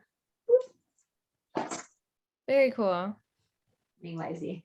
That's just creative shit that like is like good for photo shoots. But yeah, sometimes if someone gets their hair braided, this is so dangerous. If someone gets their hair braided in boxer braids or a half up pony like the photo, if you find that sometimes, so this is just like ways around it. So option 1, have some spare hair aside to do something like this. Option 2, tell them they need 2 packets of hair. What is that? Tell them they need 2 packets of hair. So then when you do get to this part, you've got plenty of hair to work with, because sometimes you'll find that the person's hair, I had a girl the other week, hell thick hair, like really thick, only like this long. So by the time I used 2 packets, but by the time I probably used more than 2 packets, but because her hair was so thick, it swallowed up all of the thickness into the braids. I'll try it. Let me get a photo. It's on my phone, and my phone's on the thing, so I can't get a photo. But I'll send you one on the chat later if I remember. But basically, her hair swallowed up so much of the thickness that the ends of the braids were just these pissy little fucking, like, just thin bits like that. And I was really pissed. I was hell Devo. I was like, I used so much hair. I used 4 colors, 4 separate packets of hair, and I distributed it all out, and I put it all through the hair. But just because her hair was so fucking thick, it just swallowed it all. So what I did was I had heaps of hair left over because I had 4 packets, but I probably only used like 2 in her hair. I stood up there and I plaited some, attached them to this hair lucky thing, and then I tied it to the base, and then that way I basically left her hair as it was and then just had the plaits hanging over it because she really wanted plaits. And I was like, if I plait them, it's going to look ridiculous. Like, it's just going to be like short little really, really thin barley plaits, and then you've got these thick braids. If you guys have access to my Instagram account, it's the photo of the chick with the two like rainbow boxer braids, and then it splits off into like bubbles and plaits. That's the one that I'm talking about. But you'll see how thick her braids are, and then you'll see the solid bits of plaits, but they're like 4 different colors because I mix them together, but none of her hair is actually in the plaits. And yeah, I did it. It's a bit of a botch job. I did do it for free because we collaborated, so it's not the greatest job, but you're going to get what I mean. Do you find the photo? Yeah, is that it or no? Yeah, that's the one. Yeah, so you can kind of see like her hair was so thick that I just lost so much thickness. So the bubbles are her hair, and the plaits are the solid ones I made on the hair like you. Cool. That's cool. You just have to make things work when you're working with different clients and their hair types. Like you just you literally just get used to it. Like I already knew before I started that I'd have to do that, but I was still disappointed because I was like, oh, I was hoping that feeding in so much hair would have fixed that problem, but it didn't. So it was fine because I knew it had to happen, but at the same time it's just one of those things where you get used to braiding different hair types and whatnot. And like, because her hair was so thick and short, her hair was only like this short, so I talked her into getting the bubbles. I was like, you need bubbles because your hair was like sticking out like really noticeably, and I was like, if we bubble it, it's gonna like suck it in. So she was like, yeah, I'm cool with whatever type thing. So sometimes you just have to try and talk people into getting something that they weren't initially going to get, but it's purely for their own benefit. It's not for your benefit, it's for their benefit. You want their braids to last, right? So right. Do you charge? I don't know. I'm just so honest. I'm like, you have shit hair for braiding. We're going to have to do something different. Your hair sucks, so I'm going to have to change the plan. Thank you. Yeah, literally. That's what it is. All right. Any other questions? Do you charge more to do all of those little plaits, all the little detail braids like that? Yeah. So again, it's like I charge. Oh, feels so good to sit down. I charge twice as much when I'm doing like the boxer braids and all the stuff at the bottom, because again, it's like twice as much work. So it's like $60 for 2 braids with extensions, or $120 for the other one. And with the one with the bubbles and the plaits, I have a few like photo like inspo pics on the website, but it's when you book it, it's called custom boxer braids custom, and all that means is you get to custom the bottoms of it. So you want bubbles, I'll do a full thing of bubbles. You want plaits, I'll do a full thing of plaits. So it's kind of like I allow more than what I need to for the people who kind of do want to go a little bit more extra. And then the people that decide, I just want 2 big bubbles, they still pay the same. It's like a flat rate type thing. So like I gain some, I lose some. So it all kind of works out in the end, if that makes sense. Right. Yeah. What else did you want to know? Like, how are we going? Did you guys have notes and stuff where you're like, I need to ask this, and this? Oh yeah, no, I wrote a list down, but I think that you answered everything. Oh, good. Yeah, I try to be really thorough. I think because I'm the one doing all the work as well, like I'm still like almost at the 3-hour mark, but I think because I'm the one doing all the work, it's a lot faster maybe, whereas like when I'm training someone, it's obviously a lot, like it would take me a lot longer to train someone, what we just did today, all those little bits and pieces. And I saw on your Instagram that you guys are pretty competent with like the bubbles and the infinity plaits, and like they're super easy. And like, did you when you do your infinity plaits, you obviously know how to work the hair in, like not from the braid, like an extra piece? Yeah. Right. Yeah. So you don't, when you're doing an infinity one, you don't have to use the extensions from the head. You can just grab a piece and add it in. But you guys know how to do that, yeah? I think so. Yeah. So you just, I think I just like figured it out because I was like, oh no, I need more hair. And I think I just like threw it in there and like hoped for the best and it worked out.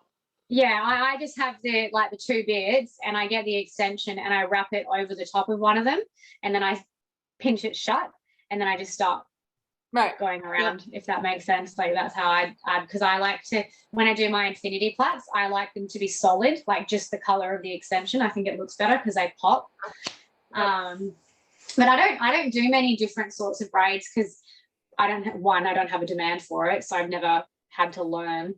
But if I had the demand, I would definitely teach myself. But I really just stick to the Dutch braids, and I do the where these ones. They're pull-through braids. They're super popular. These ones. Yeah, we do a lot of those too. Yeah, we do a lot of that. Oh, Yeah, Tori got that exact braid. Tori, was she your? Yeah, I'm obsessed with that braid. That's like the main feed-in braid I get. That's what she gets every time she gets feed-ins. Yeah. Was it from her page, Tori? That was my inspo the first time, yeah. I literally did the exact colors the first time. Oh, really? Hang on. Oh, that's very close. Oh, I see. Oh, that's so good. Yeah, it's literally the same. Even the neon at the I know. I was like, I wanted the exact colors. I was like, I need to just like that. No, I know what you mean. Sometimes when you see something and it looks so good, you're like, I have to try this. Yeah. Literally. But no, it's a super popular. So you managed to get the hair all into it. How'd you get the hair in? For that one, I don't know about the Dutch, but when she got to the pull through the sweetheart ones on the bottom, I know she pre-stranded them just like kind of how you do before you braid, like you just showed us on the hair tie. She did that and then just added that into my section. Like, pre-existing, like you make a ponytail and then you tie that elastic that you had to the ponytail. Like that's how I do it. Yeah. So I used to do it. I used to do it like that, but I was finding that when the look would come together, it was almost like the extensions were separated from the hair. Does that make sense? Yeah. Like it wasn't like super blended. Like I would find that you could almost see a very, very, like you could see like a loop, like you could see like it was disjointed. So then I started. Do you want me to tell you how I do it? Yeah. Why not? So, well, I don't really have a photo in the book because it's all hidden, like you obviously can't see it. But let me just get the mannequin. When I tell you, you'll be like, oh, yeah, that makes sense. I love American accents. They're the best. Really? I was just thinking about how bland they are. I was thinking how disgusting buffalo accents are, and I was like, I'm so sorry you have to listen to us speak. I reckon your accents sound like what you would imagine American accents to sound like. Like the most bland. I've been, like real hillbilly. No, I'm just kidding. Oh no. No, because I've been to America. I've been to America, and I loved it there. Where did you go? Would you ever move here? Huh? Would you ever move here? No, hell no. I wouldn't move to America. Same. Me neither. No, I wouldn't move to America because I know how fortunate Australians are. What is this? Like, what? Let's see.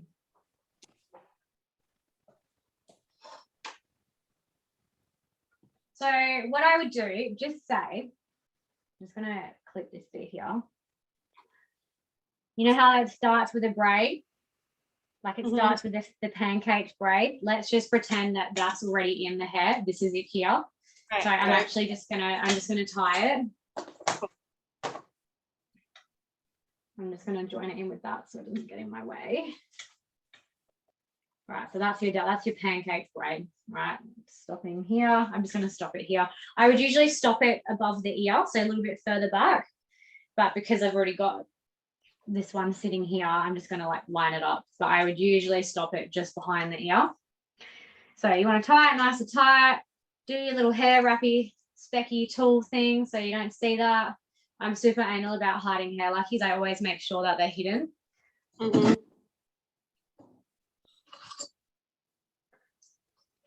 Right. So same concept. So you split the hair into the 3 chunks. So you're going to go like, or however many bubbles you want on the head. So I'm just going to go like, 3. So you split it off first. So I'm literally just going to clip it so it's out of my way. Go that one.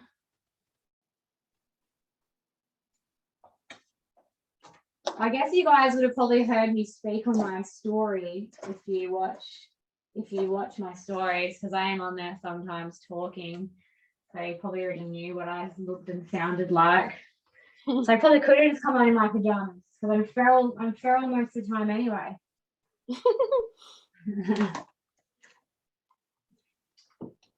Right, so we just get these out of the way. Just so I know I've already like pre-sectioned my hair, and I also know because when I use the extensions, I just need to get a new packet. Hang on.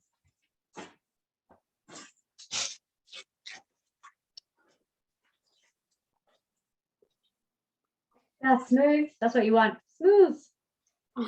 Some of our hair is like that. I feel like we found better hair. Hit and miss. Yeah, sometimes. I think we were buying it on Amazon for a little bit, and now we just switched to iKick Shins, and the iKick Shins is softer. That's good.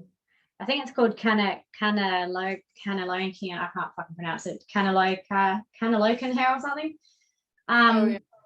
So once you've got 1, 2, 3. So whatever hair is left from here. So just say we've used about that much hair in that front braid. So that's out the picture.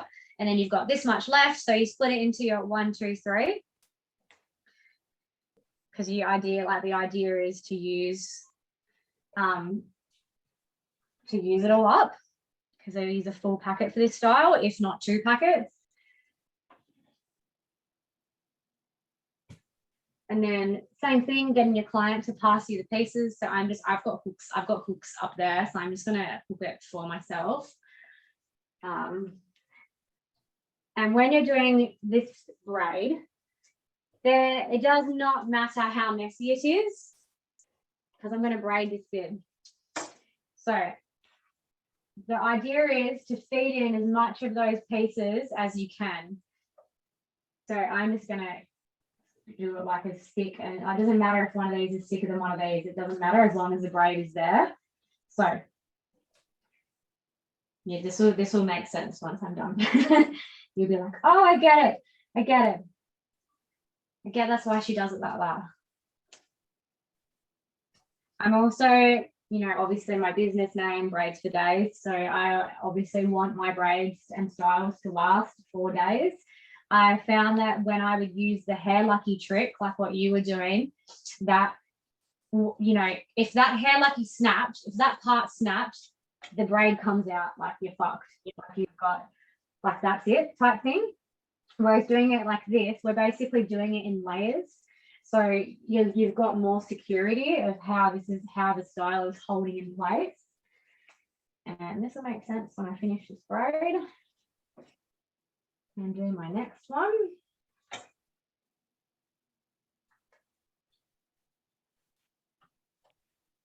Oh, fuck.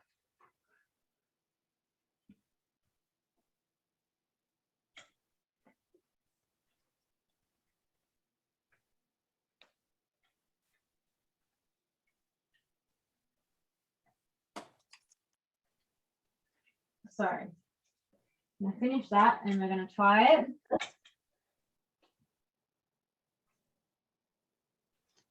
Can you kind of see where I'm going with this story or not yet? Yeah, I think so, because I like that specific braid. I was really particular with her, and I liked where the braid lays for you. Like the braid doesn't necessarily come all the way down to the bottom of the nape of the neck. Yeah.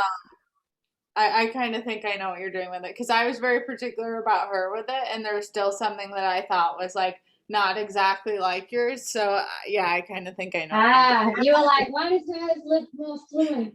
like more. I'm like extremely nitpicky. Like I've had so many people do a center part on me, and I don't think it's a good center part. So like she knows I'm very nitpicky, and I told her I loved it, but I was like, there is still something about it. It's like not right. Yeah, like I've said it a few times. Like I love it, but there's something that's different about yours. Something's different. Yeah, it's just the fluentness of it and how the color all blends in together.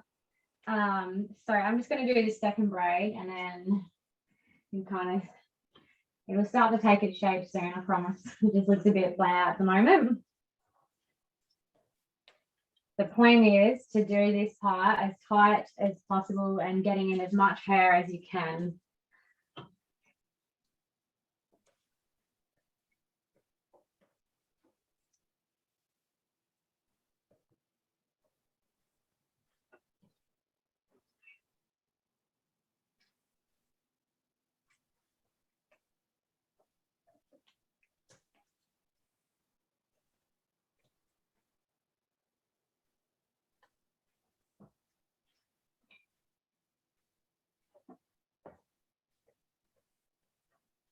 All right, I'm going to plait down there.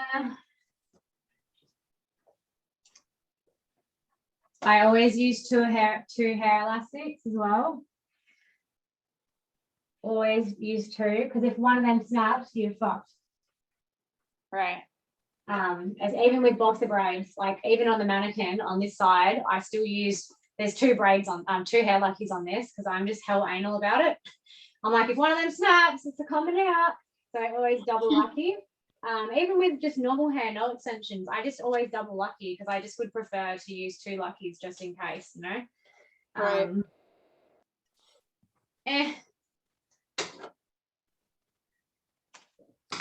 right.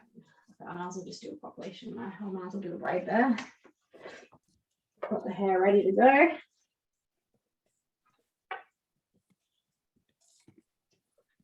So kind of how name I say there's not really technique in this, like just get the braid there. It doesn't matter. Like just get it in there.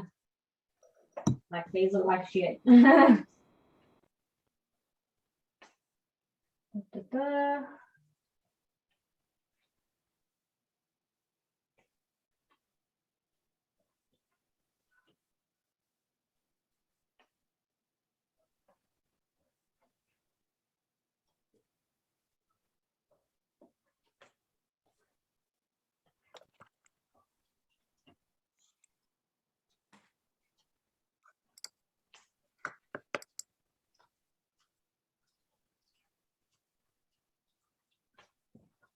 What are you having for dinner? I had tacos. You had tacos. Maybe I'll go get a burrito for lunch. I know, it's so weird to think that like we're about to go to bed and you're just starting your day. I know, when I realized that you were like at the time 12 hours behind, I was like, fuck. You just don't realize, like, I know when I was in America, like obviously I had to get used to that, but I just forgot about the time difference. Like I was like, that's a big difference. Yeah, it is. That's okay, because now I'm up early and now I have my whole day ahead, and now you guys get to go to bed with all this, all these. You're going to have dream of braids tonight. Yeah, right. You have me in your head, like hold your cross, under. I know. Now I have to go practice this because it's not how I braid, so I want to change it. Yeah. Well, at least you've got the video recording, and mine's still recording. So, like, any issues, just let me know, and I can like send you my one. Cool. Okay.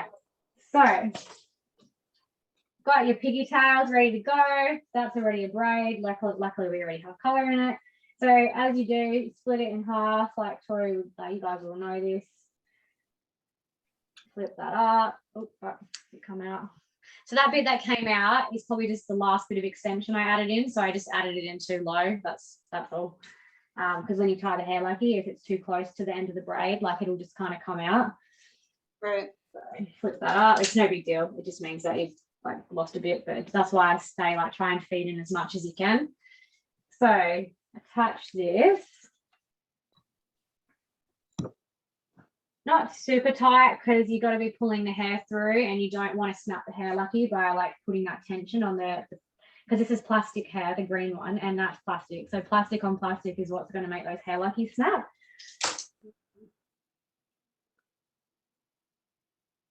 And then you want to give it a nice fan, however much you want.